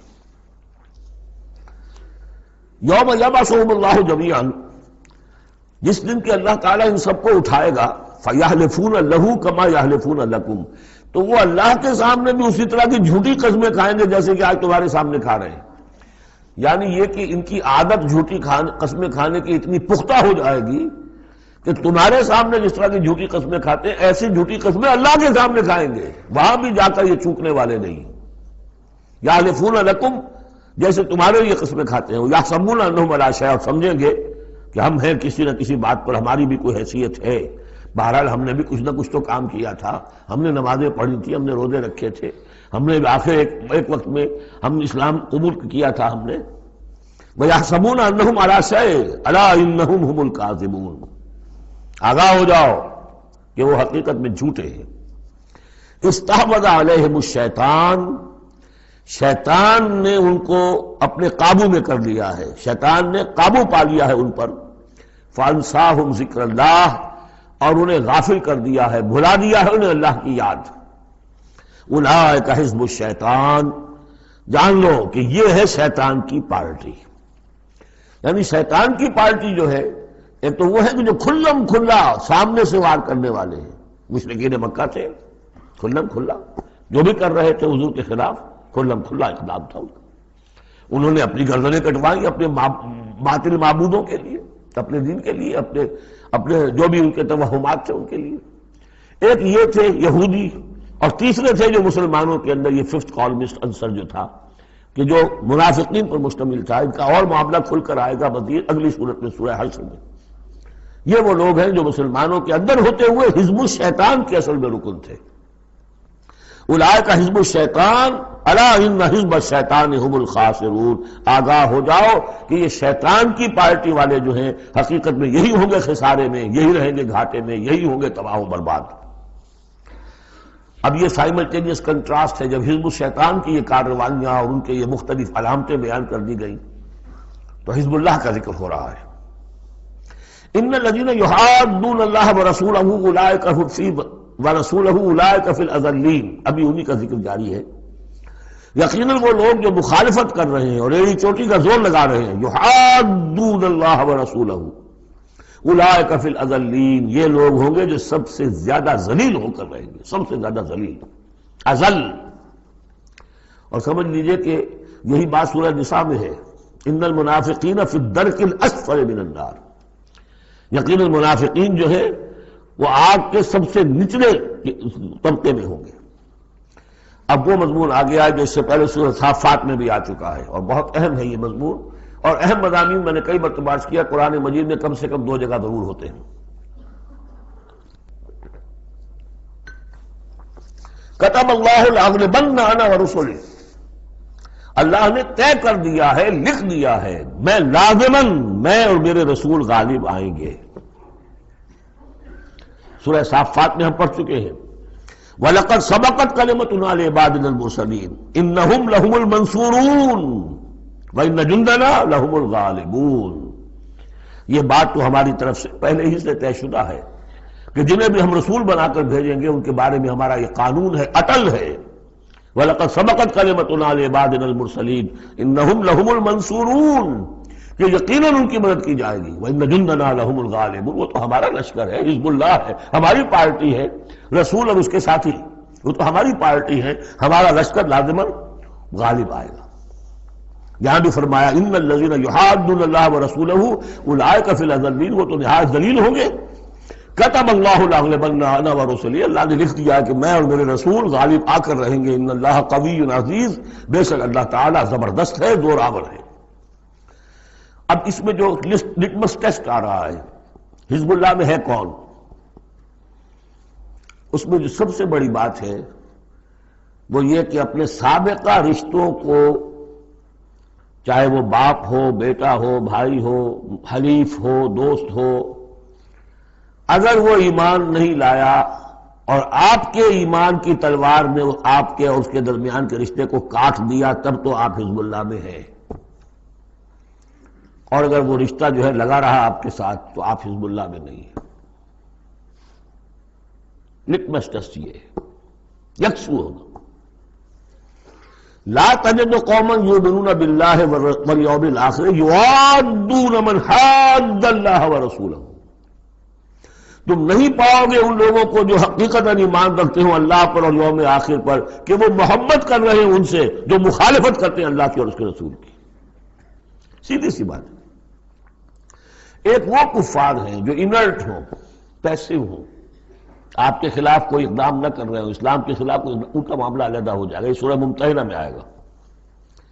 لیکن وہ لوگ جو ایکٹیو ہیں، ریزسٹ کر رہے ہیں، اسلام کے خلاف جدوجہد کر رہے ہیں، اگر ان کے ساتھ بھی کوئی دوستی کا رشتہ ہے تو پھر حزب اللہ سے آپ خارج ہو گئے۔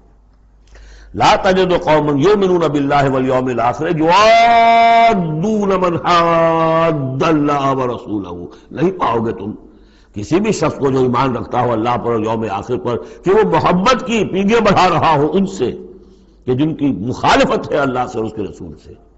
وَلَوْ كَانُوا آبَاءَهُمْ، خواہ وہ ان کے باپ ہوں، او ابناہم یا ان کے بیٹے ہوں، او اخوانہم یا ان کے بھائی ہوں، او عشیرتہم یا ان کے رشتہ دار ہوں۔ اب وہی نوٹ کر لیجیے آیت سورہ توبہ کی آیت نمبر 24۔ قل ان کان آباؤکم وابناؤکم واخوانکم وازواجکم وعشیرتکم واموال اقترفتموها وتجارۃ تخشون کسادها ومساکن ترضونها احب الیکم من اللہ ورسولہ وجہاد فی سبیلہ۔ اللہ کی محبت کے تو آپ بڑے دعوے کر سکتے ہیں، رسول کی محبت کے، رسول کے عشق کے بڑے بڑے دعوے کر سکتے ہیں، لمبے لمبے جلوس نکال سکتے ہیں، بڑی بڑی محفلیں بیعت منعقد کر سکتے ہیں، نعتوں کے اندر زمین آسمان کے کلامیں ملا سکتے ہیں۔ اصل میں جو ٹیسٹ ہوگا کہ واقعتاً اللہ سے اور اس کے رسول سے محبت ہے یا نہیں ہے تو جہاد فی سبیلہ سے ہوگا، وہ تو ٹھوس ہے۔ تو اگر وہ 8 چیزوں کی محبت ان 3 چیزوں کی محبت سے بڑھ گئی فتربصوا، تو جاؤ اور انتظار کرو حتی یاتی اللہ بامرہ، یہاں تک کہ اللہ اپنا فیصلہ سنا دے۔ واللہ لا یہدی القوم الفاسقین، اللہ ایسے ناہنجاروں کو ہدایت نہیں دیتا۔ تقریباً اس کی ہم بدن آیت ہے یہ، لا تجد قوما یؤمنون باللہ والیوم الآخر یوادون من حاد اللہ ورسولہ ولو کانوا آباءہم او ابناءہم او اخوانہم او عشیرتہم اولئک کتب فی قلوبہم الایمان وایدہم بروح منہ۔ یہ وہ لوگ ہیں جن کے دلوں میں اللہ نے ایمان لکھ دیا ہے۔ لکھ دینا کسی چیز کا پختہ کر دینا، طے کر دینا، لکھ دیا ہے، نقش فی الحجر، جیسے کہ پتھر میں لکیر ہو جائے، ایسا اللہ نے اس کو لکھ دیا ہے۔ وَأَيَّدَهُمْ بِرُوحٍ مِّنْهُ، اور پھر ان کی مدد کی ہے اللہ تعالیٰ نے اپنی طرف سے، اپنے غیب کے فیض سے، روح سے۔ اب یہ روح فرشتہ بھی ہو سکتا ہے یا اللہ تعالیٰ کی طرف سے الہام بھی ہو سکتا ہے، تو جو بھی اللہ کی طرف سے جو غیر مرئی جو بھی مدد آتی ہے وہ سب روح ہے۔ وَيُدْخِلُهُمْ جَنَّاتٍ تَجْرِي مِن تَحْتِهَا الْأَنْهَارُ خَالِدِينَ فِيهَا، اور وہ داخل کرے گا انہیں ان باغات میں جن کے دامن میں ندیاں بہتی ہوں گی اور جس میں وہ ہمیشہ ہمیش رہیں گے۔ رضی اللہ عنہم ورضوا عنہ، وہ اللہ سے راضی ہو جائیں گے اور اللہ ان سے راضی ہو جائے گا، یا یوں کہیے کہ وہ اللہ سے راضی ہو چکے اور اللہ ان سے راضی ہو چکا۔ اولئک حزب اللہ، اب یہ آیا ہے کنٹراسٹ، وہ حزب الشیطان، یہ حزب اللہ۔ اولئک حزب اللہ، یہ ہے اللہ کی پارٹی، اللہ کی جماعت۔ الا ان حزب اللہ هم المفلحون، آگاہ ہو جاؤ کہ یقیناً اللہ کی جماعت جو ہے وہی فلاح پانے والی ہے، اللہ کی پارٹی ہی کے لیے آخری کامیابی ہے۔ یہ مضمون اس سے پہلے سورہ مائدہ میں بھی آ چکا، فإن حزب اللہ هم الغالبون، وہاں آیا فإن حزب اللہ هم الغالبون، اللہ کی پارٹی ہی غالب آ کر رہے گی۔ لیکن دنیا میں غالب آ جانا در حقیقت اگرچہ یہ بڑی کامیابی ہے، لیکن سب سے بڑی کامیابی تو وہ فلاح ہے۔ اولئک الا ان حزب اللہ هم المفلحون، انہی کو فلاح ملنے والی ہے کہ جو اللہ کی پارٹی سے متعلق ہوں گے۔ اللہم ربنا اجعلنا منہم، اللہم ربنا اجعلنا منہم، اللہم ربنا اجعلنا منہم، آمین یا رب العالمین۔ سورۃ الحشر، بسم اللہ الرحمن الرحیم۔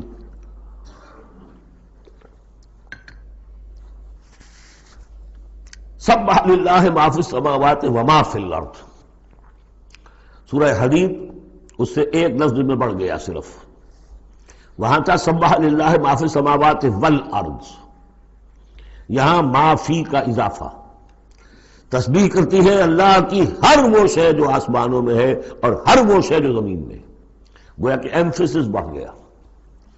باقی وہی دو اسماء گرامی اللہ کے، وہو العزیز الحکیم، وہ العزیز ہے، زبردست ہے، اس کا اختیار مطلق ہے، اس میں کوئی چیکس اینڈ بیلنسز نہیں ہے، لیکن حکیم ہے، کمال حکمت والا۔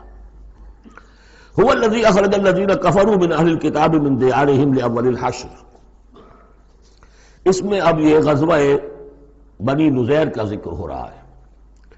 تین قبیلے تھے مدینے میں جب حضور تشریف لائے ہیں، بنو قینقاع، بنو نذیر، بنو قریظہ۔ سب سے پہلے ان تینوں سے معاہدہ ہو گیا۔ سب سے پہلے شرارت کی تھی غزوہ بدر کے فوراً بعد، وہ بنو قینقاع نے کی تھی۔ انہوں نے اپنے معاہدے کی خلاف ورزی کی، شرارتیں کی، تو حضور نے ان کو مدینے سے نکال دیا۔ دوسری باری آئی اس کی، یہ ہے بنو نذیر۔ غزوہ احد کے بعد، سن 3 میں غزوہ احد ہوا ہے، سن 4 میں یہ واقعہ پیش آیا ہے۔ انہوں نے، ان کا ایک سردار تھا کعب بن اشرف، اس نے بڑی ریشہ دوانی شروع کی، قریش کے ساتھ سلسلہ جنبانی ہو رہا ہے، خود بھی گیا کسی طریقے سے، ہم تو ہماری جان ضیق میں آ گئی ہے، محمد آ گئے وہاں پر، آپ کی قوم کے لوگ ہیں، اب آپ ہی ہمیں ہماری جان ان سے چھڑائیں اور آپ لوگ حملہ کریں، ہم اندر سے مدد کریں گے۔ لہذا یہ ساری ریشہ دوانی ہو رہی تھی۔ ایک مرتبہ حضور کو بلایا، کچھ معاملات میں گفتگو کرنی ہے، جہاں بیٹھے ہوئے تھے کسی دیوار کے سائے میں نیچے، اس کے اوپر سے ایک بڑی چکی کا پارٹ جو ہے پھینکا تاکہ حضور کو ہلاک کر دے۔ تو یہ ساری ان کی طرف سے ریشہ دوانیاں ہو رہی تھیں۔ اس کے بعد بالآخر حضور نے فیصلہ کیا، ان کے خلاف اقدام کیا۔ ربیع الاول سن 4 میں محاصرہ کر لیا ان کا، 6 دن یا یہ کہ مختلف تعداد آئی ہے دنوں کی، یہ محاصرہ جاری رہا۔ ان میں ہمت نہیں ہوئی کہ یہ مقابلہ کرتے، بالآخر انہوں نے سرنڈر کر دیا اور طے یہ پایا کہ انہیں جانے کی اجازت ہوگی اور جو سامان بھی یہ یہاں سے لے جا سکے۔ تو اب یہ ظاہر بات ہے کہ ان کے مکان تھے، وہ مکان بھی وہ گرا رہے تھے، کیواڑ ہی لے جائیں، وہ جو اوپر کڑیاں لگی ہوئی ہیں وہی لے جائیں۔ تو یہ سب کے سب جو پورا قبیلہ ہے نکل گیا، جو سامان اٹھا کر لے جا سکتے تھے وہ لے گئے۔ وہ تیسرا معاملہ جو ہوا پھر وہ بنو قریظہ کا ہوا، وہ غزوہ احزاب کے بعد ہوا، وہ ہم پڑھ چکے ہیں سورہ احزاب کے اندر۔ اس طرح ایک ایک کر کے تینوں قبائل نے یہود کے وعدہ خلافی کی اور پھر وہ اپنے کیفر کردار کو پہنچے۔ یہ بنی نذیر کا معاملہ ہے۔ هو الذی اخرج الذین کفروا من اہل الکتاب من دیارہم، وہی ہے جس نے نکال باہر کیا ان کافروں کو جو اہل کتاب میں سے تھے ان کے گھروں سے، لاول الحشر، پہلے جمع ہونے کے وقت۔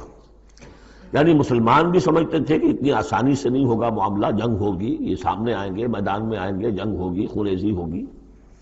ان لوگوں کی بھی بڑی بڑکیں تھیں، پہلے تو بہت بڑکیں مارتے تھے کہ ہم یہ کر دیں گے، وہ کر دیں گے۔ مسلمانوں، قریش سے تمہاری جنگ ہوئی ہے، اگر بھی ہم سے اگر معاملہ مقابلہ پیش آئے تو تمہیں معلوم ہوگا جنگ کسے کہتے ہیں، وغیرہ وغیرہ۔ یہ سورہ بنی اسرائیل، سورہ آل عمران کے بالکل شروع میں اس کا تذکرہ ہے۔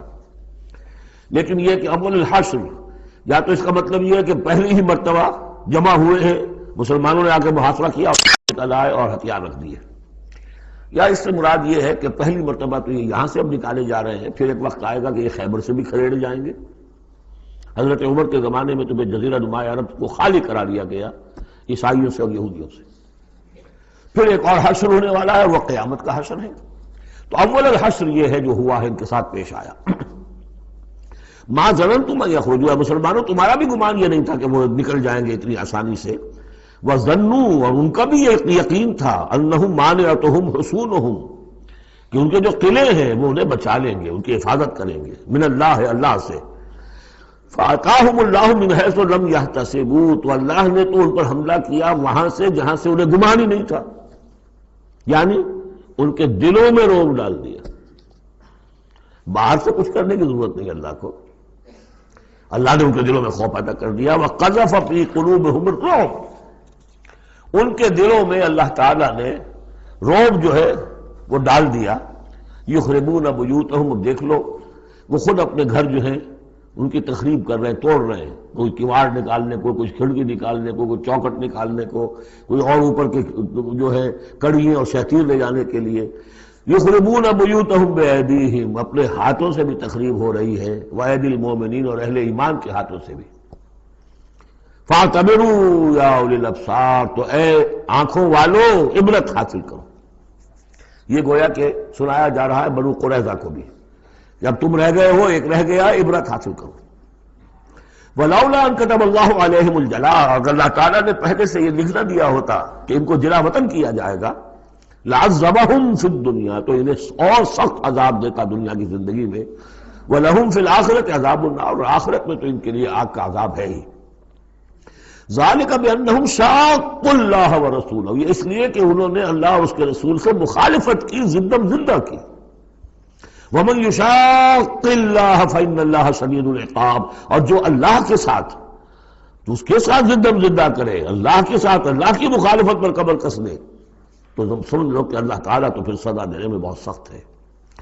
مَا قَطَعْتُم مِّن لِینَةٍ أَوْ تَرَكْتُمُوهَا قَائِمَةً عَلَىٰ أُصُولِهَا، جو بھی تم نے لینا، یہ ایک خاص قسم کے کھجور کا درخت ہوتا تھا لینا، ان کے جو یہ گڑھیاں تھیں، ان کے جو مکان تھے، حویلیاں تھیں، ان کے چاروں طرف جو ہے کھجوروں کے اس طرح کی باڑ سی جیسے لگی ہوئی تھی، ایک طرح کی فصیل کھجوروں کا درخت گھنے۔ تو جب مسلمانوں نے محاصرہ کیا تو بعض جگہوں سے انہوں نے کھجور کے یہ درخت کاٹے، اس لیے کہ حملہ کرنے کے لیے کھلی جگہ چاہیے تھی۔ تو انہوں نے پھر پروپیگنڈا بنایا، اسکینڈل بنا دیا، دیکھو یہ اللہ کے رسول بنے پھرتے ہیں اور یہ اہل ایمان اور یہ درخت کاٹ رہے ہیں۔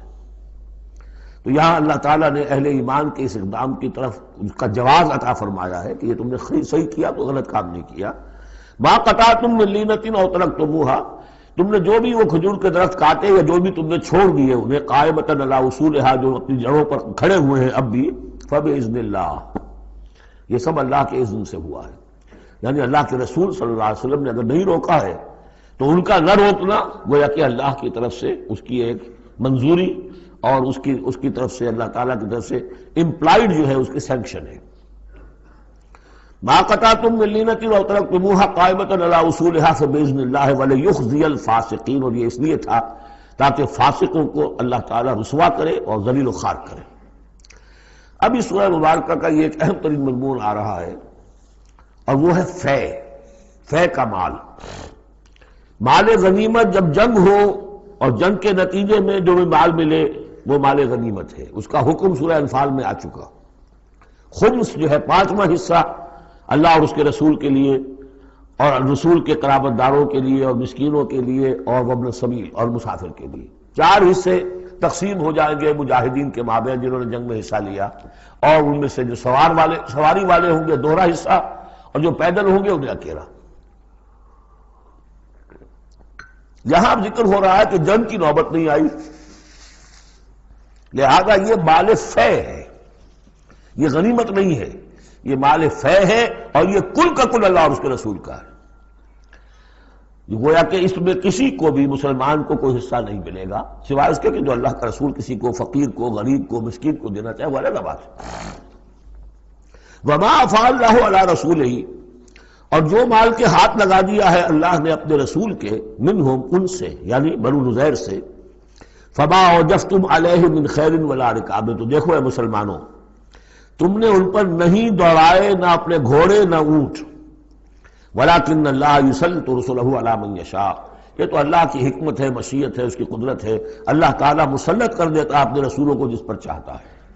یہ خاص قدرت خدا بندی سے کہ اللہ نے ان کے دلوں میں رعب ڈال دیا، انہوں نے خود آ کے سرنڈر کر دیا، تو تمہیں تو جنگ کرنے کی نوبت پیش نہیں آئی، لہذا یہ مال غنیمت نہیں ہے۔ وعلی کل شیء، واللہ علی کل شیء قدیر، اللہ تعالیٰ ہر چیز پر قادر ہے۔ اب یہ حکم آ رہا ہے، ما افاء اللہ علی رسولہ من اہل القری، جو مال بھی ہاتھ لگا دے اللہ اپنے رسول کے ان تمام بستی والوں سے، فللہ وللرسول ولذی القربى والیتامى والمساکین وابن السبیل، اس کا جو مصرف ہے وہ یہ کہ اللہ اور اس کا رسول، اس سے مراد ہے اسلامی ریاست، پھر رسول کے اپنے اخراجات، اپنی ازواج مطہرات کا دار نفقہ، اپنا جو ذمہ داریاں ہیں معاشرتی، پھر رسول کے قرابت دار۔ ظاہر بات ہے ذی القربیٰ جو ہے وہ عام آدمی کے بھی قرابت دار ہیں، ان کے ساتھ حسن سلوک ہوتا ہے، تو رسول کے بھی تو قرابت دار ہیں، اور رسول کا کوئی اور ذریعہ معاش تو ہے نہیں. والیتامی والمساکین وابن السبیل، باقی اس کے علاوہ جو بھی مستحق ہیں، فقراء ہیں، غریب ہیں اور ان کے لیے محتاج ہیں. کہ لا یکون دولۃ بین الاغنیاء منکم، اور یہ اہم ترین اسٹیٹمنٹ آف آبجیکٹیوز ہے. مقصد کیا ہے؟ کہ لا یکون، تاکہ ایسا نہ ہو کہ دولت تمہارے امیروں ہی کے مابین چکر لگاتی رہے. یعنی ظاہر بات ہے کہ اب جو لوگ بھی جو جنگ میں حصہ لیا ہے، جن کے پاس گھوڑے بھی تھے اور اونٹ بھی تھے، اب ان کو دگنے حصے مل جاتے سارے اس مال میں سے، تو گویا کہ جو لوگ پہلے ہی سے کچھ مرفع الحال ہیں، جن کے پاس پہلے ہی کچھ ہے، انہی کی طرف مال اور بڑھ رہا ہے. اور جو بیچارے غریب ہیں وہاں کے، وہ گویا کہ اس سے ان کی غربت کے ازالے کی کوئی شکل نہیں ہو پائے گی. تو اللہ تعالیٰ کے سامنے یہ ہے کہ دولت کی تقسیم ہو ایسی کہ اس کی سرکولیشن جو ہے معاشرے کے اندر، اس کی گردش دولت ایسی ہو کہ سب کو حصہ ملے اور سوسائٹی کے تمام طبقات جو ہے اس سے مستفید ہوں. کہ لا یکون دولۃ بین الاغنیاء منکم، تاکہ ایسا نہ ہو کہ یہ دولت، یہ سرمایہ، یہ مال تمہارے امیروں ہی کے مابین گردش میں رہے. اس کی ایک سادہ سی مثال میں دیتا ہوں کہ ایک کروڑ پتی کی بیٹی لاکھوں روپے کا جہیز لے کے ایک کروڑ پتی کے بیٹے کے گھر چلی گئی. گویا کہ وہ لاکھوں روپے کے جہیز نے گردش تو کی، لیکن ایک کروڑ پتی سے نکل کے دوسرے کروڑ پتی کے یہاں چلی گئی. یہ دولت گردش کر رہی ہے اسی ایک اونچے طبقے کے اندر، انہی کے اندر جو ہے گردش ہو رہی. گردش ہے بھی اگر تو ان کے مابین ہونا یہ چاہیے کہ یہ سوسائٹی کے تمام طبقات کے اندر اس کا نفوذ ہو رہا ہو، سب کو اس سے فیض پہنچ رہا ہو، تاکہ یہ جو اس قدر جو ہے اونچ نیچ ہے، اتنی عدم مساوات ہے، وہ ختم ہو. وہ مساوات کے تمام انسان بالکل برابر کر دیے جائیں، وہ تو نہ کبھی ہوئی ہے نہ ہو سکتی ہے. وہ تو کمیونزم بھی مر گیا اور ایک دن کے لیے بھی اس مساوات کو قائم نہیں کر سکا. یہ ضرور ہے کہ انہوں نے جو اتنا فرق و تفاوت تھا، وہ نہیں ہے کہ جو امریکہ میں آج بھی ہے اور اس وقت بھی تھا، وہ فرق و تفاوت وہاں نہیں تھا. لیکن یہ کہ بالکل برابر سپاہی اور سپہ سالار برابر تو نہیں ہو سکتے، کچھ نہ کچھ فرق تو ہوگا.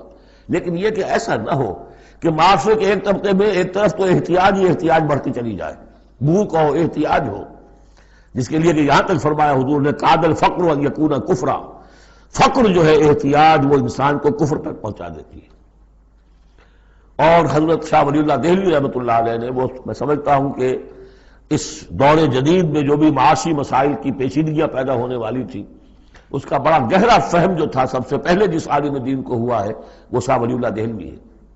ان کا کہنا یہ ہے کہ جس معاشرے میں، جس ملک میں تقسیم دولت کا نظام غیر منصفانہ ہوگا، اس کا نتیجہ یہ نکلے گا کہ ایک طرف دولت کے انبار ہوں گے، نتیجہ یہ کہ عیاشیاں ہوں گی، بدماشیاں ہوں گی. دوسری طرف عام لوگ جو ہے وہ ڈھور ڈنگر بن کر رہ جائیں گے، وہ بار برداری کے جانوروں کی حیثیت اختیار کر لیں گے کہ صبح سے لے کے شام تک کمر توڑ دینے والی جو ہے مشقت کر کے بھی بمشکل اپنی ضرورت پوری کر رہے ہیں. تو گویا کہ یہ غیر مساوی نظام تقسیم دولت جو ہے یہ دو دھاری تلوار ہے، ادھر بھی کاٹ رہی ہے ادھر بھی کاٹ رہی ہے. جدھر ایکومولیشن آف ویلتھ ہو رہی ہے ادھر عیاشیاں ہیں، بدماشیاں ہیں، ادھر جو بھی کچھ ہو رہا ہے اللے تللے ہیں، نمود و نمائش کے لیے خرچ کیا جا رہا ہے، اس سے اور جو ہے دل پھٹ رہے ہیں. کسی بڑے سیٹ صاحب کی بیٹی کی شادی ہے اور پوری کوٹھی بقع نور بنی ہوئی ہے، ایک ایک پتے کے ساتھ انہوں نے لگا رکھا ہے ایک ایک بلب، اور دوسری طرف اس سیٹ کا کوئی نہ کوئی شوفر بھی ہے، کوئی اس کا کھانا پکانے والا ہے، کوئی چوکیدار ہے، کوئی مالی ہے، اور اس کے گھر میں بچی جو ہے بوڑھی ہو رہی ہے اور اس کا ہاتھ پیلا نہیں ہو سکتا اس لیے کچھ نہیں ہے اس کے پاس. تو ان ملازمین کے دل میں ان کی محبت پیدا ہوگی یا نفرت پیدا ہوگی؟ انما یرید الشیطان ان یوقع بینکم العداوۃ والبغضاء، شیطان تو چاہتا ہے تمہارے مابین دشمنی اور بغض کے جذبات پیدا کرے، اور وہ پیدا ہو رہے ہیں. دوسری طرف فقر ہے، کاد الفقر یکون کفرا. تو اس میں یہ ہے کہ ضرورت ہے کہ لا یکون دولۃ بین الاغنیاء منکم، نظام ایسا ہونا چاہیے کہ منصفانہ، عادلانہ تقسیم ہو دولت کی، اور اس طرح سے مستقل طبقات بن کر نہ رہ جائے. وما آتاکم الرسول فخذوہ. اب ظاہر بات ہے کہ اس وقت فوری طور پر تو بڑا دھکا لگا ہوگا نا. اوس اور خزرج کے مسلمان جو تھے وہ جب آئے تھے، محاصرہ کیا تھا، توقع انہیں یہ ہوگی کہ مال غنیمت میں سے ہمیں ملے گا. تو فوری طور پر یہ سمجھ لیں آخر انسان تھے، فرشتے تو نہیں تھے نا، تو انہیں یقیناً کوئی دھکا سا لگا ہوگا، شوق پہنچا ہوگا. لہذا اب اس کے لیے جو بھی ایک ایمان کو ان کے جو ہے اپیل کیا جا رہا ہے، وما آتاکم الرسول فخذوہ، اور دیکھو جو رسول تمہیں دے دے وہ لے لو، وما نہاکم عنہ فانتہوا، اور جس چیز سے روک دے رک جاؤ، واتقوا اللہ، اللہ کا تقوی اختیار کرو، ان اللہ شدید العقاب، اللہ تعالیٰ سزا دینے میں بہت سخت ہے۔ للفقراء، اب بیان ہوا کہ جب یہ بیت المال میں چلا جائے گا تو رسول نے تو اپنے اوپر فقر لازم کیا ہوا ہے، رسول نے تو اپنی بیویوں کے نفقہ بڑھانے کی بجائے ایلا کر لیا تھا، سورہ احزاب میں ہم سب پڑھ آئے ہیں۔ رسول یہ کس کو دے گا؟ للفقراء المہاجرین الذین اخرجوا من دیارہم، وہ مہاجر جو تندست ہیں، کہ جو نکال دیے گئے اپنے گھروں سے، اموالہم، اور اپنے اموال سے، انہیں سب کچھ چھوڑ کر آنا پڑا۔ یبتغون فضلا من اللہ ورضوانا، وہ تو اللہ کے فضل کے متلاشی ہیں، تلاش کر رہے ہیں، حاصل کرنا چاہتے ہیں اللہ کا فضل اور اس کی رضا۔ وینصرون اللہ ورسولہ، اور وہ اللہ اور اس کے رسول کی مدد کر رہے ہیں۔ وَلِيَعْلَمَ اللَّهُ مَن يَنصُرُهُ وَرُسُلَهُ بِالْغَیب، یہ ہم پڑھ چکے ہیں۔ اللہ دیکھنا چاہتا ہے کون ہے وہ جو اللہ کی مدد کرتے ہیں اور اللہ کے رسول کی مدد کرتے ہیں غیب میں ہونے کے باوجود۔ تو یہ لوگ جو ہے جان ہتھیلیوں پر رکھ کر آ گئے، مکے کو انہوں نے چھوڑ دیا، اپنے گھر بار وہاں چھوڑے ہوئے ہیں، اپنے بال بچوں کو چھوڑا ہوا ہے، تو ان کے لیے کوئی چیز نہیں ہے، تو اب اس میں سے مال فے میں سے ان کا حصہ ہوگا۔ للفقراء المہاجرین الذین اخرجوا من دیارہم واموالہم ویبتغون فضلا من اللہ ورضوانا وینصرون اللہ ورسولہ اولئک هم الصادقون، یقیناً وہ لوگ سچے ہیں، انہوں نے اپنا سچا ہونا ثابت کر دیا، صادق الایمان ہونے کا ثبوت دے دیا۔ والذین تبوؤا الدار والایمان من قبلہم، اور جو لوگ گھروں میں آباد تھے اور جن کو پاس ایمان بھی تھا ان سے پہلے، یعنی ان کے آنے سے پہلے، یعنی انصار مدینے میں جو پہلے سے آباد تھے اور ان کے دلوں میں بھی ایمان پیدا ہو چکا تھا، وہ جب یہ مہاجرین آئے ہیں تو ان کا طرز عمل کیا تھا؟ جن کے دلوں میں ایمان تھا، یحبون من ہاجر الیہم، انہوں نے قطعاً گراں نہیں محسوس کیا کہ یہ ہجرت کر کے لوگ آ گئے ہیں، ہماری معیشت پر بوجھ بن جائیں گے، ہمارے لیے جو ہے یہ آبادی جو ہے اتنی بڑی اور بڑھ رہی ہے، ان کے پاس کوئی دولت نہیں ہے، سرمایہ نہیں ہے، کوئی انویسٹمنٹ نہیں کر سکتے، تو بجائے اس کے کہ وہ یہ محسوس کریں کہ ہمارے اوپر تو یہ بہت بڑا بوجھ آ گیا، یحبون من ہاجر الیہم، وہ تو محبت کرتے ہیں ان سے جنہوں نے ہجرت کی ہے، ان کی طرف آئے ہیں ان کے ہاں، ولا یجدون فی صدورہم حاجۃ مما اوتوا، اور وہ نہیں پاتے اپنے سینوں کے اندر کوئی بھی حاجت، کوئی تنگی اس چیز پر کہ جو انہیں دی جا رہی ہے، کہ انہیں کیوں دیا جا رہا ہے، نہیں ہوگا، اس لیے کہ ان کے دلوں میں ایمان ہے، اللہ تعالیٰ نے ان کو ایمان کی دولت سے بہرہور کیا ہے۔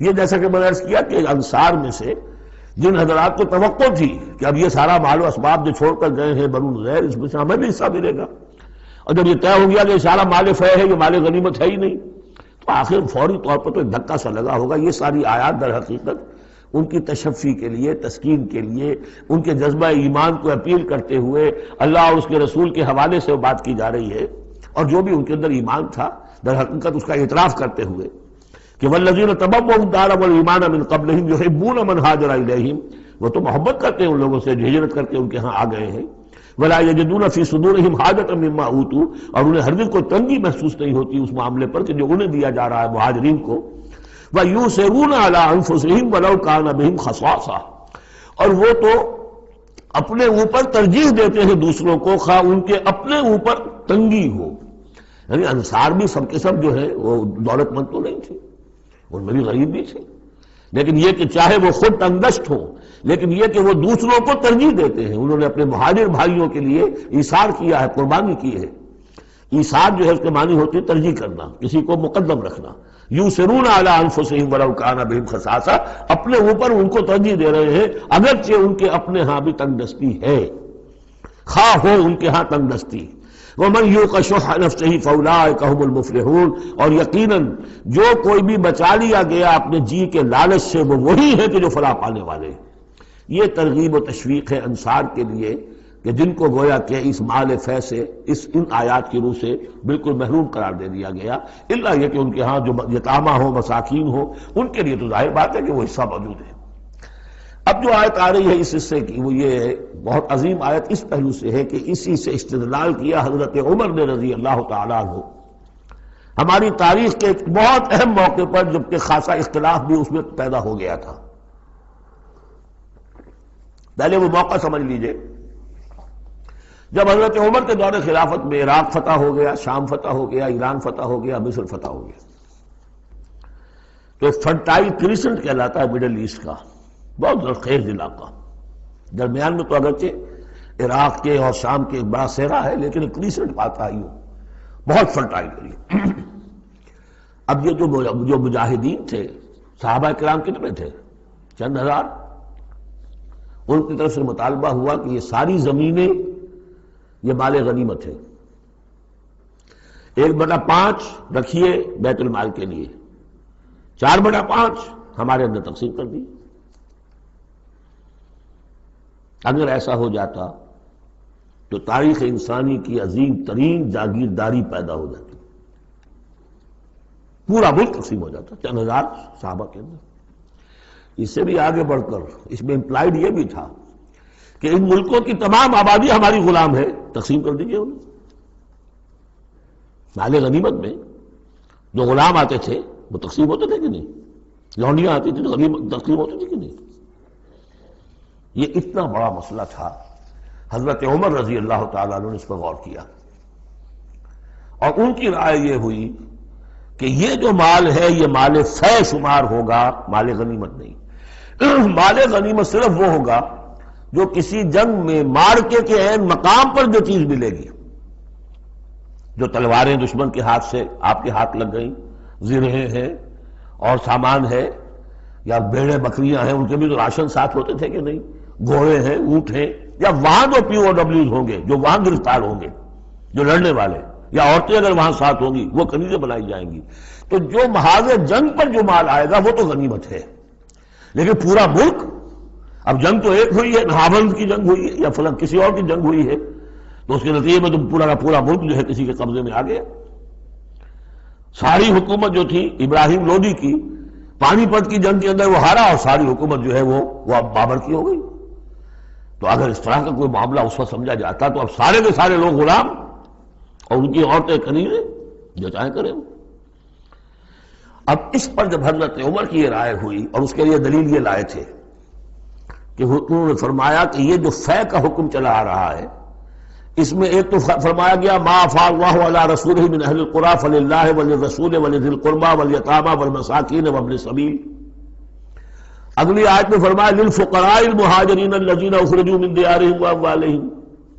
اسی کے ساتھ جوڑا انہوں نے اس آیت کو والذین جاؤوا من بعدہم، جو اور بعد میں آئیں گے۔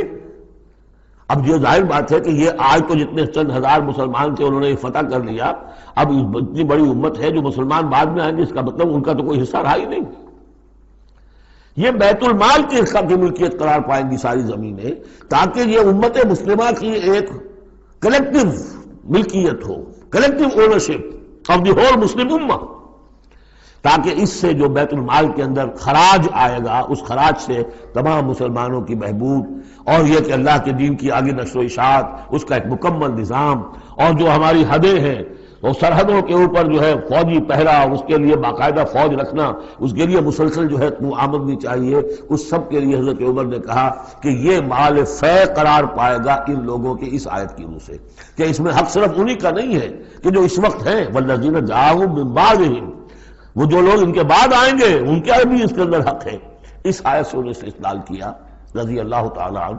اور یہ بھی میں آپ کو بتا دوں کہ صحابہ میں سے بڑے اہم صحابہ نے حضرت عمر سے اختلاف کیا، ان کا نہیں یہ مال غنیمت ہے، تقسیم کیجیے۔ پھر یہ کہ ایک باقاعدہ جو ہے ایک کمیشن بنایا گیا، اس میں کچھ اوس کے، کچھ انصار اور کچھ جو ہے خزرج کے، ان کو ایک کمیشن بنایا گیا، انہوں نے غور کیا، سب کی بات سنی، اور پھر حضرت عمر رضی اللہ تعالیٰ عنہ کی رائے کے مطابق انہوں نے فیصلہ دیا، اور اسی پر پھر اجماع ہو گیا۔ اور اس سے اب مسلمان ممالک کے اندر جو اراضی ہیں ان کی دو مستقل قسمیں بن گئی ہیں، ایک اراضی عشری، ایک اراضی خراجی۔ عشری اراضی ان مسلمانوں کی قرار پائی اور اس علاقے کے مسلمانوں کی قرار پائی جو بغیر لڑے بھڑے ایمان لے آئے، جیسے مدینے کے لوگ۔ حضور نے مدینے کو فتح تو نہیں کیا بلکہ وہ تو خود لے کر آئے حضور کو، تو وہاں کی زمینیں انہی کے قبضے میں رہیں۔ عشری زمین قبضے میں ہوتی ہے، ملکیت ہوتی ہے مسلمان کی، اس میں سے عشر ہوگا پیداوار کا 10واں حصہ یا 20واں حصہ۔